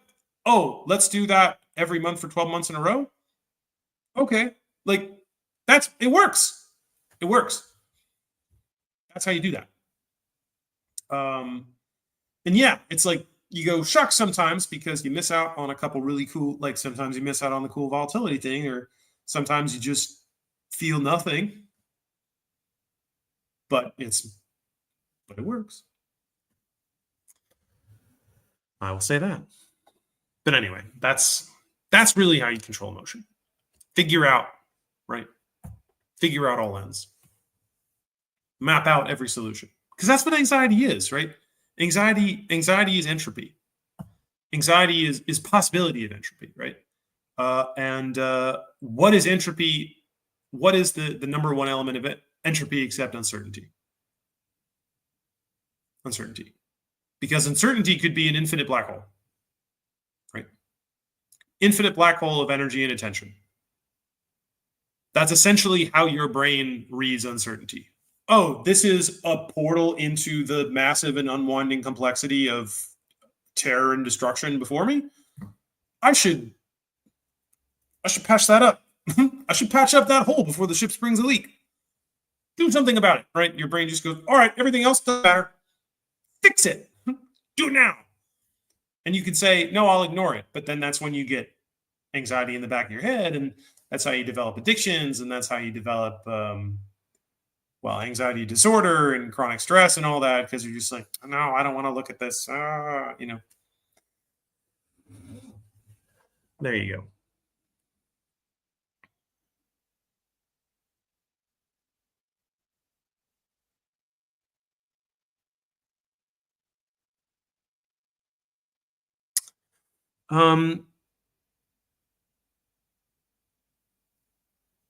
Yeah, I tend to go shorter periods of time. I'll tend to go weeklies more often, 1 or 2 weeks when it's higher volatility periods, and I'll try to go. I guess what I have done in the past is gone monthlies. And so ideally, right, timing weeklies. Well, right, ideally, what you would do is you would do a monthly.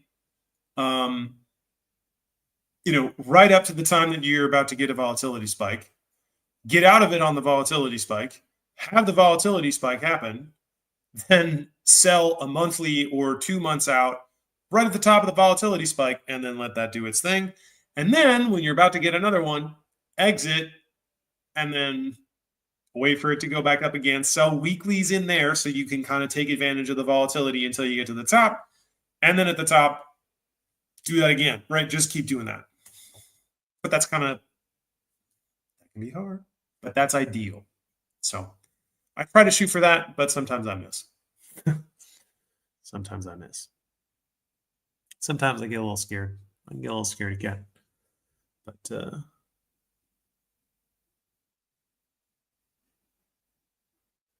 let's see. Cheers, Scott. You have a good weekend too, man.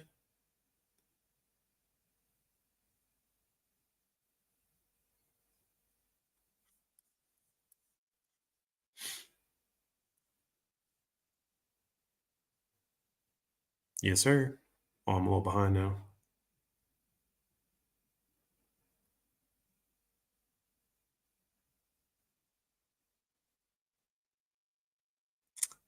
Oh, interesting question from random YouTube user. Let's see if we consider the emoji timeline to be something like a cyclical recurrence, then I guess this would be something like right. This would be something like. Let me see here. Fire. I guess this would be the fire emoji. Where do we go here? Oh, here we go. Yeah. So we'd be at fire emoji. So Memorial Day, then an announcement. We had Memorial Day. We had an announcement. I don't know what the eyes mean.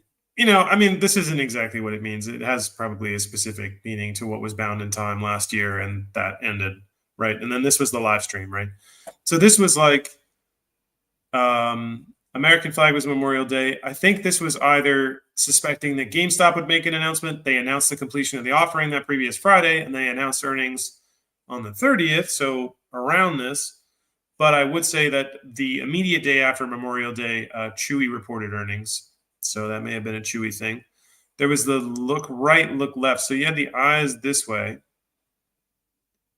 I think this may have meant like, I don't know. Was this like look at a different stock, then look back at the first stock? Don't know. Fire, oh, things are going down, or I don't know. We're somewhere here, right? So if this is the end of the rainbow road, if this is just what happens, at this point of the year, every year. Then we're at the point where after we had one big spike and we're coming down and everybody's, oh no, but really this is fine. And then we're going to pop up and then, oh, cheers everybody. And then, take your profits because then we're going to go back down. Something like that. I don't know. This is all fun, but.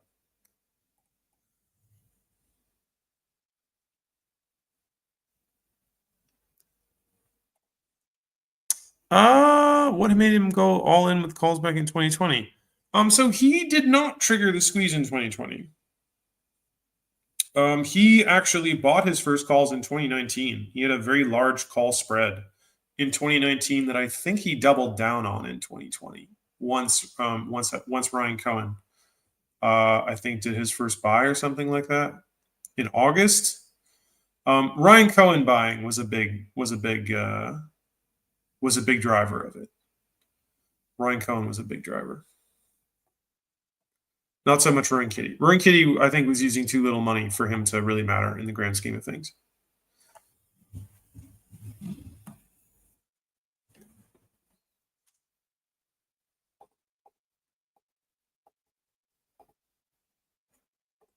You have got to be serious.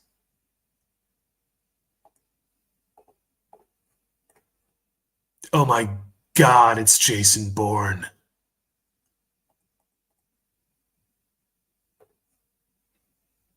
Yeah, hopefully good psychology in general. That's a fascinating topic for me. I could talk about psychology all the time. I did a deep psych and neuroscience dive for a couple years there. Brain science too.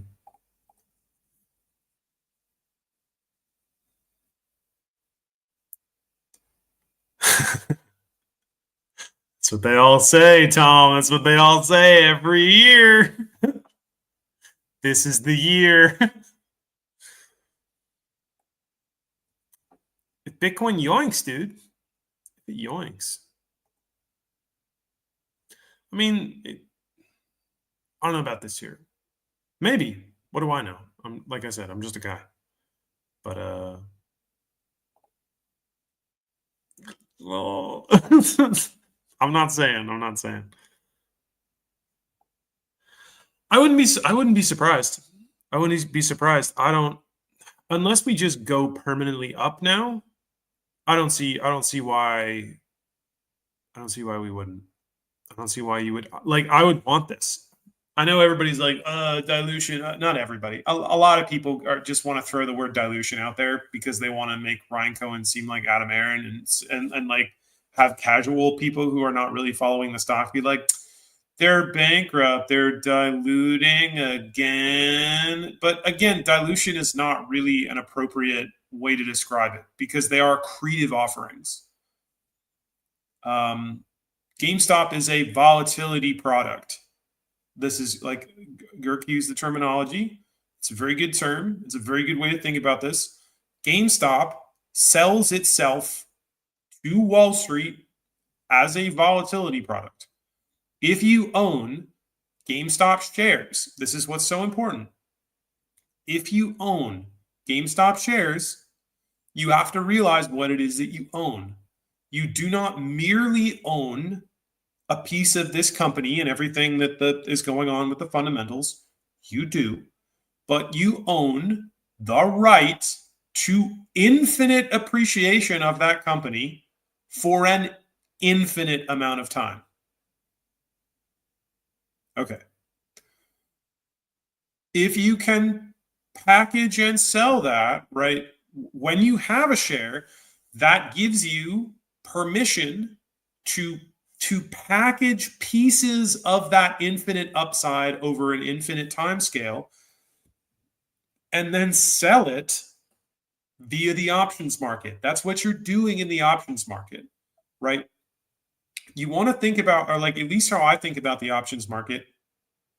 I think about like the options market as a rental market for my shares. If you want to think about, right, there are ways to approach the real estate market, right? You can just do one delta trading, right? You You can, well, number one, you can just hold one asset for forever and just hope it goes up and just never move, and then you're fine, right? You can do that with companies. You can just hope it appreciates forever. And great. Have your family house, invest in there, build a life, and then just never leave, and then give it to your kids. You can do that, right? You can do that. Very valuable. It has value as a place to live, memories, place to great context to build a family, which has real value in the real world. You can do that, right?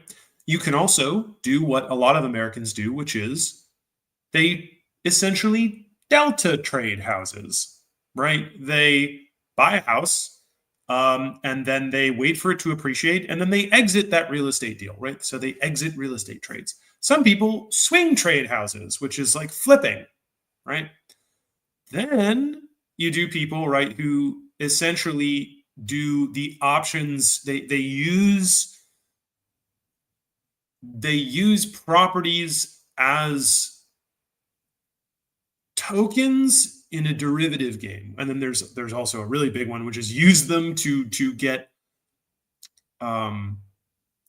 use them to get as collateral for loans to get other properties that then you collateralize, that then you extract wealth, you use rental or lease or tenant agreements from, and then use that to increase the estimated value of the property, and then use that for more collateralized loans. So you can buy more properties. You can Right. Okay. So, right, in the same way that you can do all that with real estate, you can also do that with shares. And the way that you do that is through the options market, right? So you can just hold, you can buy and hold forever. Okay, cool. You can be a swing trader, right? You can take the shares, you can watch them go up and go up. Okay, I'm out. Oh, they went down. Oh, I'm back in. Oh, they went up, out. Oh, back in, right? You can do that. You can swing trade just like you would flip houses. Okay, you can do that, right? But you're always working with that kind of one delta instrument. Okay. When you go over to rental, you can then set up this sort of agreement where everything that is at stake, you are breaking up your infinite right. Because when you own that property, you have the right to live in it for an infinite number of years. And you are entitled to an infinite appreciation of its value. Okay. You're also exposed to its decrease in value, so you're exposed to risk. Okay. What you can do with rental, if you want to think about renting the property this way, you say, okay, for this year, you have the right to live in this, and I do not. Under these conditions, I can evict you. And you have to bear a certain amount of risk for the property. For example, if in the living activities you mess up some of my furniture, you have to pay me for it, not me, right? So if I live in my property and I don't rent it out and I mess up my furniture, I'm completely liable. But if you live in it and you mess up my furniture, you pay me for it. Yeah. So there's also kind of that. You can do the same thing with shares, which is, well, I have an infinite right to infinite profit on this over an infinite span of time. I can break this up and say, you can have the right to the infinite profit over this particular price for this particular span of time. I will rent the infinity portion of this over $30 or over $35 to you for a fee for this month. You pay it to me, you get that. And there we go. My risk is hedged. Your risk is also finite because it's just the price of the contract. But then afterwards, you have risk. You assume the risk for the whole share. But then you also get the right to infinite upside. Right? That is what you are doing with the options market. So you are essentially utilizing a rental market for your shares. Yeah. That's how I think about that. And as a holder of GameStop, I would like the company to continue realizing that is what they sell, right? Wall Street pays them a lot of money to make sure that game not only goes on, but that game goes on extremely profitably. GameStop knows that that's what it offers Wall Street. And so the convertible bond offering, the at-the-market offering, all this stuff was, well, the convertible bond offering was interesting because the convertible bond offering, I don't know if that necessarily got people out of a jam. I think that was, here's money. We want to see you introduce more volatility. We want to see this game keep going, right? Eventually, shorts will close out. Eventually, they'll get out. They'll see the writing on the wall. Eventually, they'll unwind their positions. And then the volatility will go. Maybe they won't. I don't know. It depends how deep this is. Always Sad But Truthful seems to think that this is tied up with mortgage-backed security credit default swaps going all the way back to 2008. So maybe not anytime soon. But,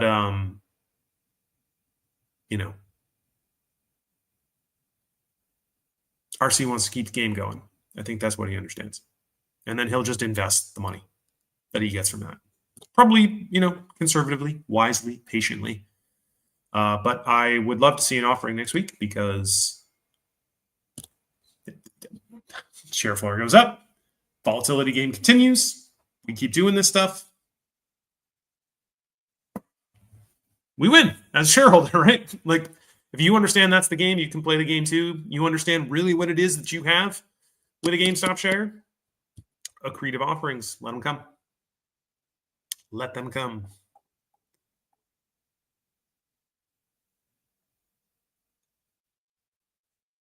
We can bring it back. I love sea shanties.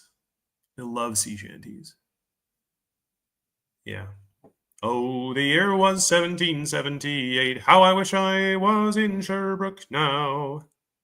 A letter of marque came from the king to the scummiest vessel I've ever seen. God damn them all. I was told we'd cruise the seas for American gold. We'd fire no guns, shed no tears. Now I'm a broken man on a Halifax pier, the last of Barrett's privateers.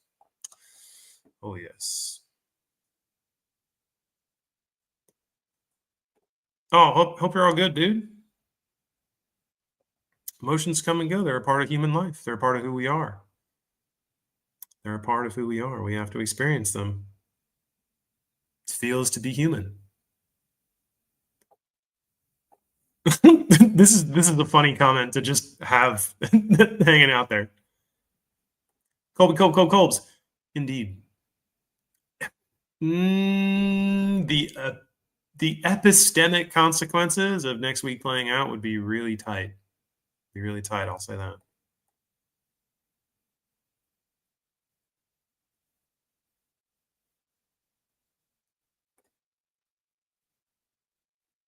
Oh, that was funny though. That was very funny. That guy was like, I will never go, like blah blah blah blah. Yeah. And then just all of a sudden, I'm out. This is ridiculous. Yeah. Yeah, I don't know what that was.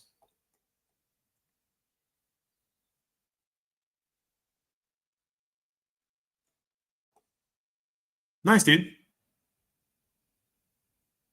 Nice. Nice.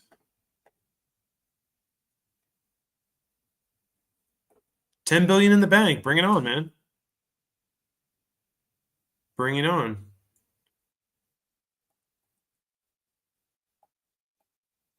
Oh, am I falling behind the comments again? A little bit.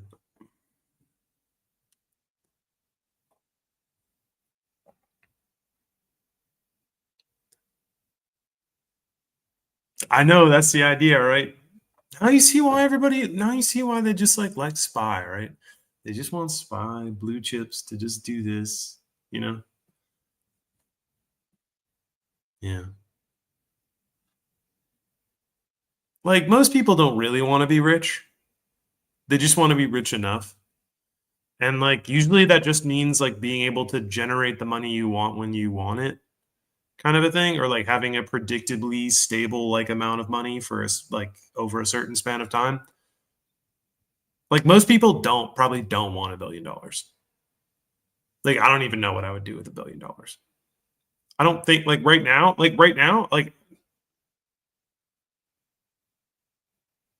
you know, there's the idea of like, oh, I'd eventually find something for it. It's like, I don't know. Yeah, like I think you gotta. There's a is it Jim Rohn? I think it's Jim Rohn.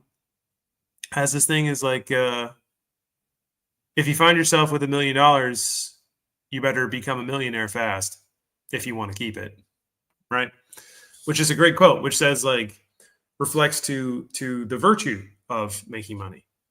If you if you do not earn your fortune, you will lack the virtue to keep it, because only by earning it do you actually cultivate the virtue required to keep it. Yeah. Only by earning a fortune do you simultaneously cultivate the virtue necessary in order to keep it. If you are given a virtue, you cheat yourself of the opportunity to develop the virtue required to hang on to it, and so you will inevitably lose it. Which is why most people who receive windfall gains, people who play the lottery, traders, right? Traders who end up with these like, you know, crazy once in a lifetime gains and then just lose it all very quickly. Guys in the NBA or guys in the NFL who make millions, and then within 5 years, they're just like working at a 7-Eleven or something. Right? Yeah. I mean, not to say that what they developed in order to become very excellent at the NFL doesn't develop a certain kind of virtue, but it is a different kind of virtue than what is required to I guess use like economic know-how, right? Because it's like they get paid for something that's very, very highly in demand, but not necessarily, but they don't necessarily have to cultivate a certain kind of knowledge base around money, for example, in order to actually get that level of compensation for value, if that makes sense. For sure, dog. For sure. We will see. It was fun, right? It was fun, but yeah.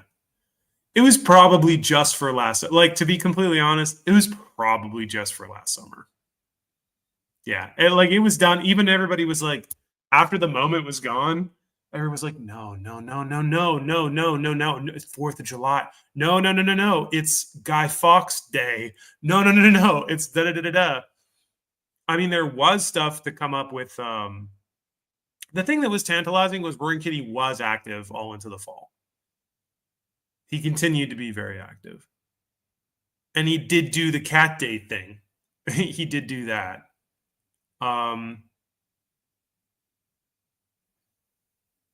We didn't exactly get Guy Fawkes Day, but the emoji thing was probably done. It was probably done by June. It was probably done in June. It was probably done with the live stream. I think the beer mug was just the live stream. I think that was the live stream. I think that was the live stream. I think most people just, I don't think it worked out. Like in the sense of, I don't think most people really understood. I don't think we got that, most of us.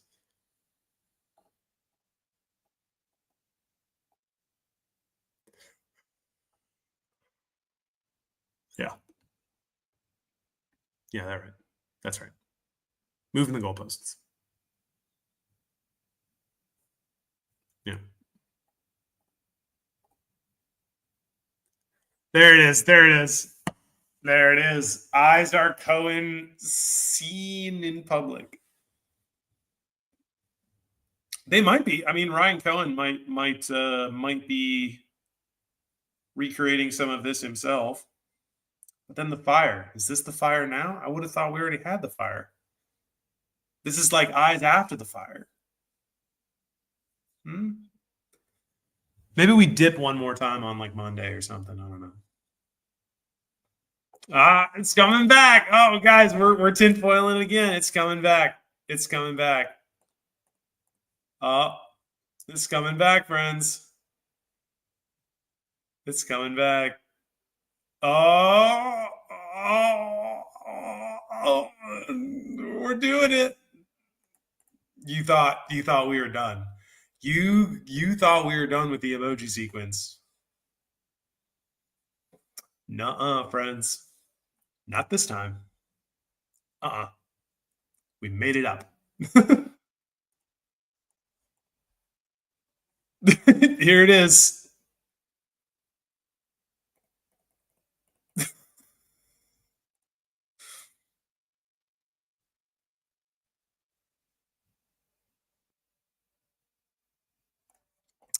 Yes, this is why they are accretive offerings and not dilutive offerings. That's exactly right.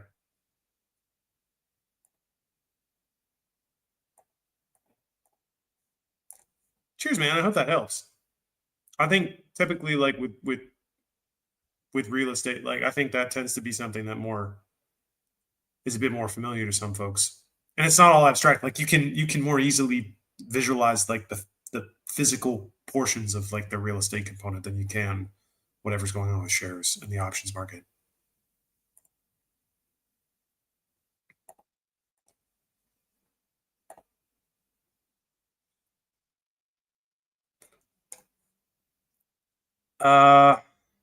Yeah, but he doesn't have. Has he been able to find data for that stuff? I know he thinks it goes back to what was the original name of GameStop? It was founded in like the 90s or something, late 80s.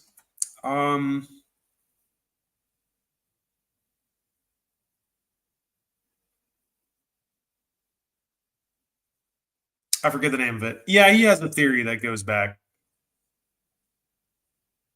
that GameStop, that like actually secretly GameStop was always. I mean, it may be, I don't know, but maybe it was secretly always founded in order to have the role of fixing markets. But I forget the name of the something like Dilworths, but it's not Dilworths. It's like a guy's name. Oh, somebody recognizing Stan Rogers. Great guy. I love Stan. He was the captain of the Nightingale. 21 days of bright and cold. He could smell the flowers of Bermuda in the gale when he died on the North Rock Shoal. Just 5 short hours from Bermuda in a fine October gale. He could smell the flowers of Bermuda in the gale when he died on the North Rock Shoal.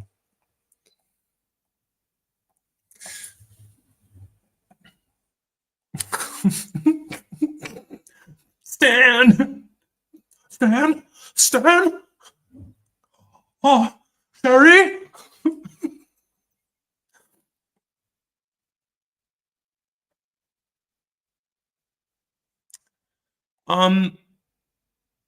That's I would say so that is what I would call a dilutive offering.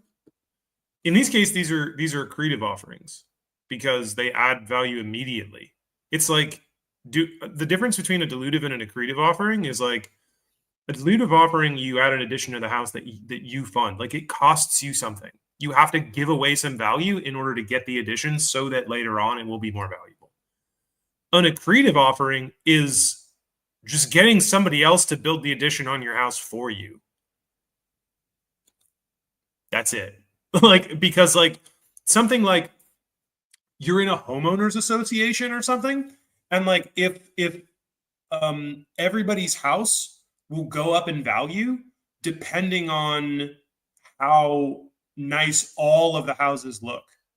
So like they noticed that your house, which like you had a bunch of really shitty neighbors who just like bashed in your windows and were just like trying to make your house really shitty because like they wanted you to leave the neighborhood for some reason. But then all of a sudden, like the police were like, you better not do that. And so then they were just like, oh shit, like we can't run this guy out of here because we'll all go to jail if we do. It's now impossible for us to do that. So wait a second, how do we get out of this?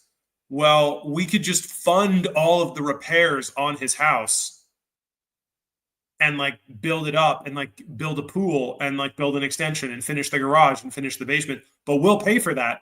But then because we make that house now look so much nicer, all of the values of all of our houses will actually increase because we're all in a development together. So if one of our houses gets better, all of our houses get a little bit better too. That would be the equivalent of these accretive offerings, which is a sweet deal because you're just getting the people who fucked up your house before to just come and now build additions onto it for free. Yeah.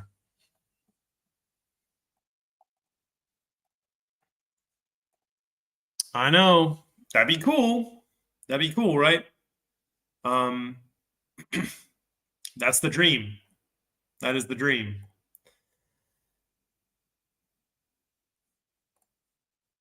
I'll consider that. We'll do a philosophy post this weekend. Excuse me. Cheers, man. Yeah, windfalls, because they don't say anything about you. That's the other thing too. It's like, what do you really want to pursue in life?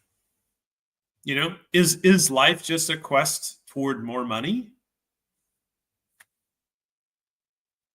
I mean, maybe a part of it is because like money leads to opportunity, and that gives you new avenues into which you can develop new relationships or display your abilities or learn new things that you know you wouldn't otherwise be privy to learning or discovering or developing.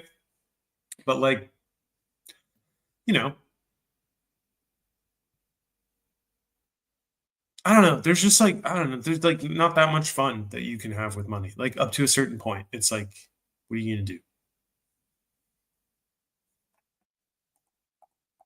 Maybe I just lack the proper imagination.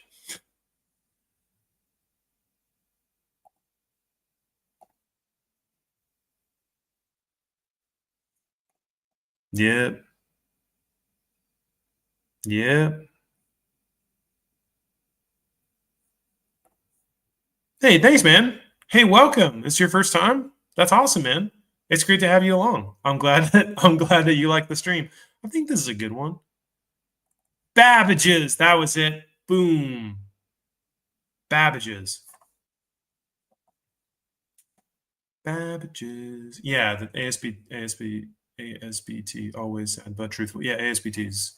He's got that extended theory with Babbage's, but he has like swap data, like going back to 2008. That's the thing.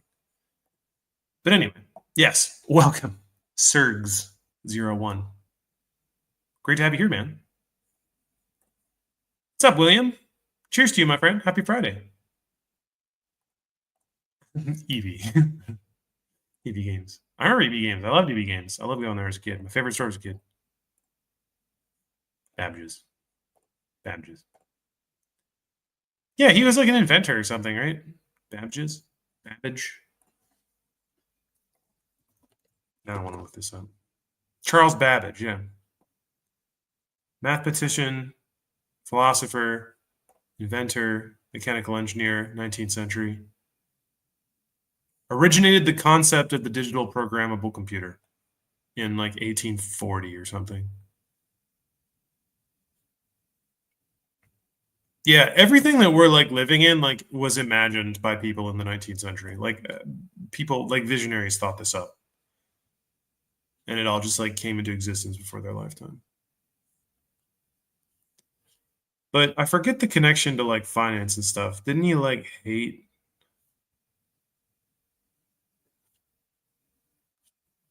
I don't know. Natural theology.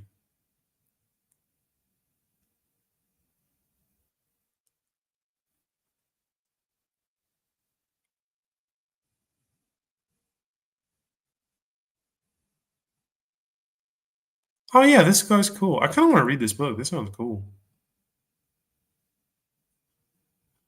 3 sources of divine knowledge. Yeah. This guy's probably tight. I would like this guy.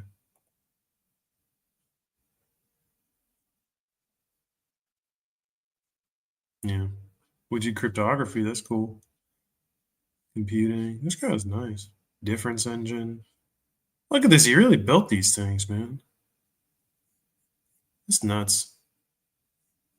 I'm not that cool.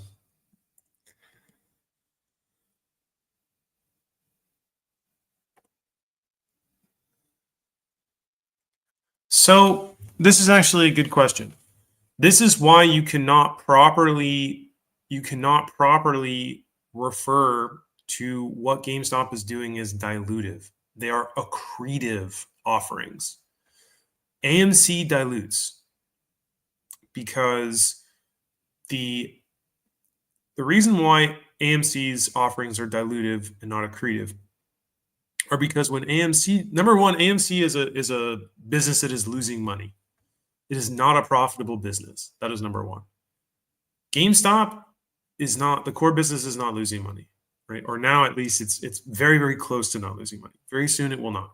So GME does not have a burn rate. With now interest from investment in treasuries, short-term and other likewise securities, it's a profitable company, right? And they will be now profitable. The next 3 years are probably going to be profitable going forward as well, just from core operations anyway.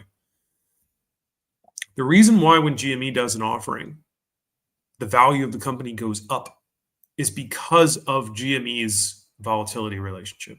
So because of these volatility cycles, because of what Wall Street does in order to manipulate price action and volatility, by timing the offerings when the company does, GameStop is able to price the offerings at a level that acquires so much cash in the course of the offering that it increases the value of the company by more in terms or the value per each share than is lost by the expansion of the total number of shares of the company. So even though your value relative to the pie goes down instantly, right? You have a smaller sliver of the pie, instantly your sliver of the pie, even though it's a smaller sliver, has an absolute value that is higher than a larger sliver before. That's not typically happens with dilutive offerings. I think I've talked about this before. Like I tried to run an ice cream company with some of my friends from college when I was younger. And like I remember doing this, and I remember going through dilution. And like the thing about dilution when you're doing equity offerings is like you will have your equity will go down like when you do the offering. And the idea is the influx of capital will cause whatever you do down the road, like ideally it'll multiply. You can use it for expenses and your cost of doing business and all that, and it'll go off and it'll do its thing, and down the road it'll pick up and it'll work, right? And you'll earn and you'll make money with it, but not right away. That's not what's happening with GameStop, right? GameStop instantly, the moment it completes the offering, is a more valuable company by a significant enough margin that it instantly makes your shares more valuable. Now, more valuable than the pricing of the shares when they were at the top of the volatility spike? No. But more valuable than they were, than like the book value was, than they should have been priced, because that's also a pricing inefficiency, right? That's part of what goes into the volatility calculation as well. That's a massive price inefficiency. So they weren't worth that. Like the price that they spiked to during the volatility spike, they weren't worth that when that happened. That's not fair value. That's an inefficient price. That is overvaluation. Now, versus the fundamentals. If you actually price in, right, when you actually price in the volatility, and you price in the value of an options contract however many months out, no, they're not overvalued, because remember, they're actually a volatility product. So they're not overvalued. But just based on the fundamentals, yes, they are overvalued. It is an overvalued product in that sense. But then when it comes down, the new fundamentals reflect a higher value than there was prior to the volatility spike. That's why. AMC doesn't have any of that. They have a burn rate. They are not doing anything good with their finances, as far as I know. And so they just burn money. Their burn rate goes up. They do things like randomly replace all their soda machines when they have like a $220 million burn rate, like per quarter. I don't know. That's why. Exactly. D's got here. Yeah. They also have debt. Oh, a lot, dude. It's good to see you, man. But for sure, go and watch the recording. We covered a lot of ground. I did sing twice. That was the highlight. Yeah. Yeah, that was the analogy. Yeah, you get it, man. I got a lot. Everybody likes the big one was Wellerman, right?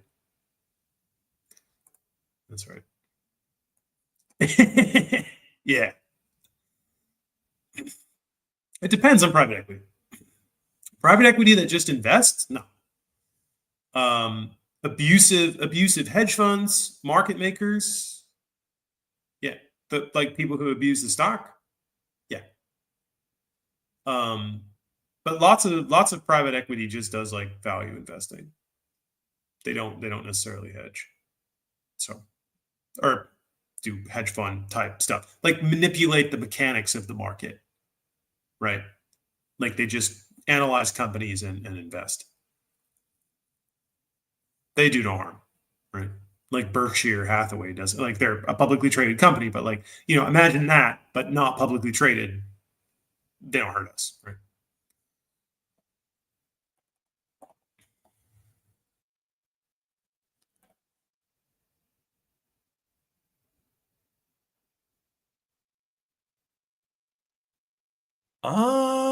Can you write GME options for twice the premium? Can you do that? But you need to. That's tough. You need to. Let me even look at these. Are there options on this? There is an options chain. Okay, so they're only quarterly. There are no weeklies. All right, number one, the spread on these is atrocious. These are crazy illiquid.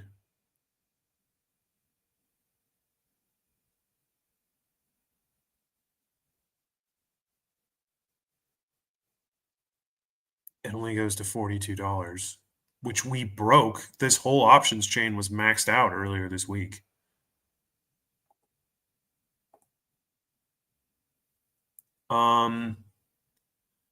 I would listen. This is a leveraged ETF. It's subject to decay. So it's an ETF. It's not going to work like an equity. At the end of the day, what they do with GMEU is they're going to they rebalance it daily. So they rebalance daily to maintain 200% exposure to GameStop at all times through derivatives, leveraged derivatives. What that means is that on successive days of like being red, like you're going to get screwed in the underlying. GameStop can't go to zero. GMEU can, right? But what they'll do is like they'll just split or something, or I don't even know what they do in this case. But you can look at like Richard's a fan of TMF, this like triple leveraged bonds. This one is very tough to hold See, that's the thing. Is like, okay, yeah, you can sell premium on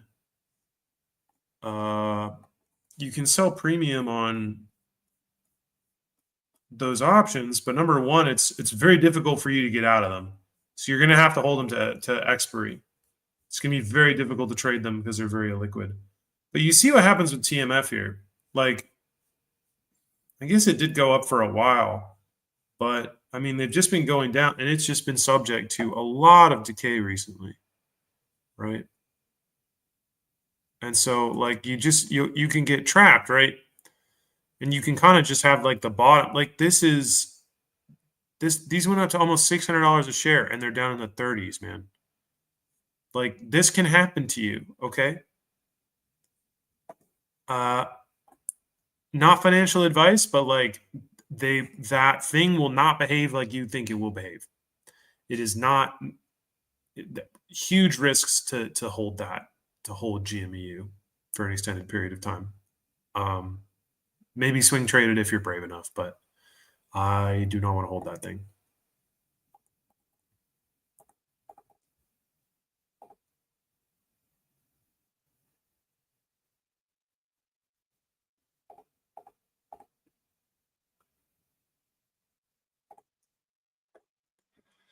Did I happen to notice the GME algo sped up as soon as it had the correct earnings date? They ran that up to 37.50 pre-market, wins it masterfully, and cleverly tricked. Interesting.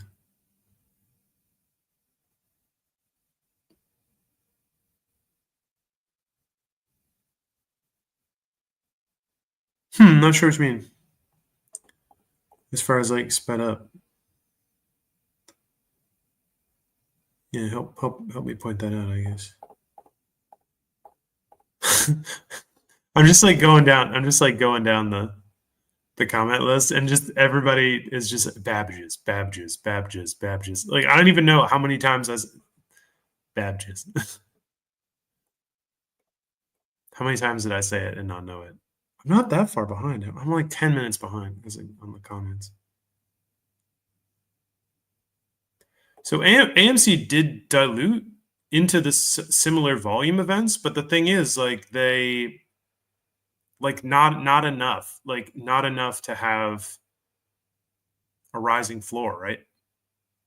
So, like, part of the issue with AMC is they burn through their cash. So they burn through some of the value they get. So over time, the floor keeps going down. GameStop is not doing that. GameStop has no debt. GameStop is a profitable company. It does not go through its cash reserves. AMC is burning its cash. So the floor goes down. So the company continues to go down. So, I mean, it may go up and then be higher than kind of immediately before that, but then give it some time and it'll go down again.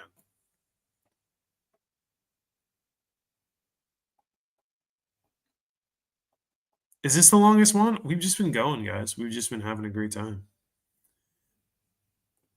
Babbages. That's right. Funko Land. That's right. Funko Land, too.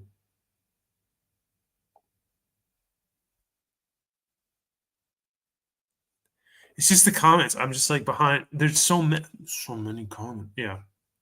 I gotta like scroll down a lot. Indeed, GMEU's bait.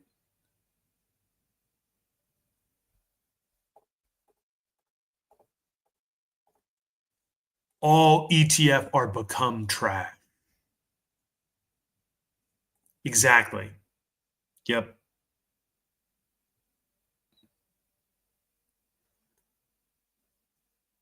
But you could get assigned shares, man. If you're on the put writing thing, you can get assigned. And the spread, again, man, go look at the bid-ask spread on those options. They are god awful. They're so bad. They are very bad. That is a security that is designed to take your money. The bar it's ridiculous to me. Like, the worst tradable thing in the world for everybody. Options, impossible to trade. Stock, super illiquid. Decays over time. Randomly will blow you out of a position because GME will have a volatility event. or get shorted to heck. It will swing all over the place. But not in a way that allows you to exit it in a timely fashion. The borrow fee is a credit card. Like, worst thing in the world. Bullish.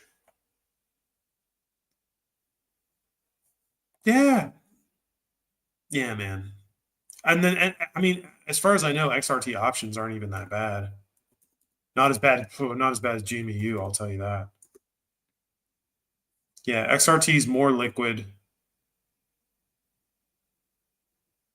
Oh, no, its options are not good at all either. They are somehow worse. They are so bad. Oh my gosh. Oh, do not. Who trades this?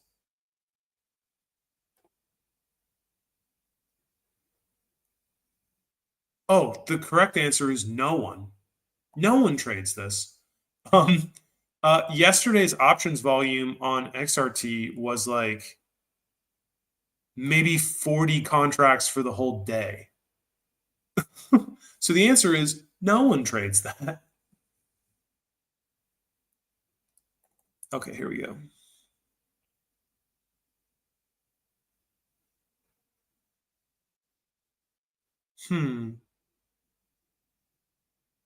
Yeah, I wonder what they achieve with that. It has yet to reveal itself. Indeed. Yeah, this is why last summer, that's really what convinced me to just like go all in on GameStop again. But like from an informed perspective, not because I was excited about sea shanties. Although I was very excited about sea shanties. And of course I pulled up the Wellerman video with the GameStop lyrics. The Tendy Man. Soon may the Tendy Man come to bring the send our rocket into the sun. That's good. That is a good note to end on, though. So, guys, thank you very much for another excellent stream. This was good. We covered a lot of ground today. Got some good analogies out there. Got Babbages. We got Babbages, guys. Code book page 60. Babbages. Babbage's crime engine. Babbage's. This was a good one, you guys. Yeah, thanks as always. Great to hang out with you guys. Great to spend some time talking about this stuff. Hopefully this is useful too. Like if hopefully if you need to go over any of that stuff with I don't know, whatever's going on with the ETF shenanigans again. Hopefully that was a helpful helpful breakdown there. You can go back and see that. Yeah, looking forward to seeing what this week has in store for us, as always, I guess, but especially this week, seeing if we start to see some of this volume come on the tape from these ETF FTDs. So looking forward to seeing you guys come Monday. Right, we got another normal weekend here. It's going to be a great week. I appreciate you guys. Look forward to have a wonderful weekend, and yeah, we'll see you guys. We'll see you guys on Monday. So have a good weekend. We'll see you.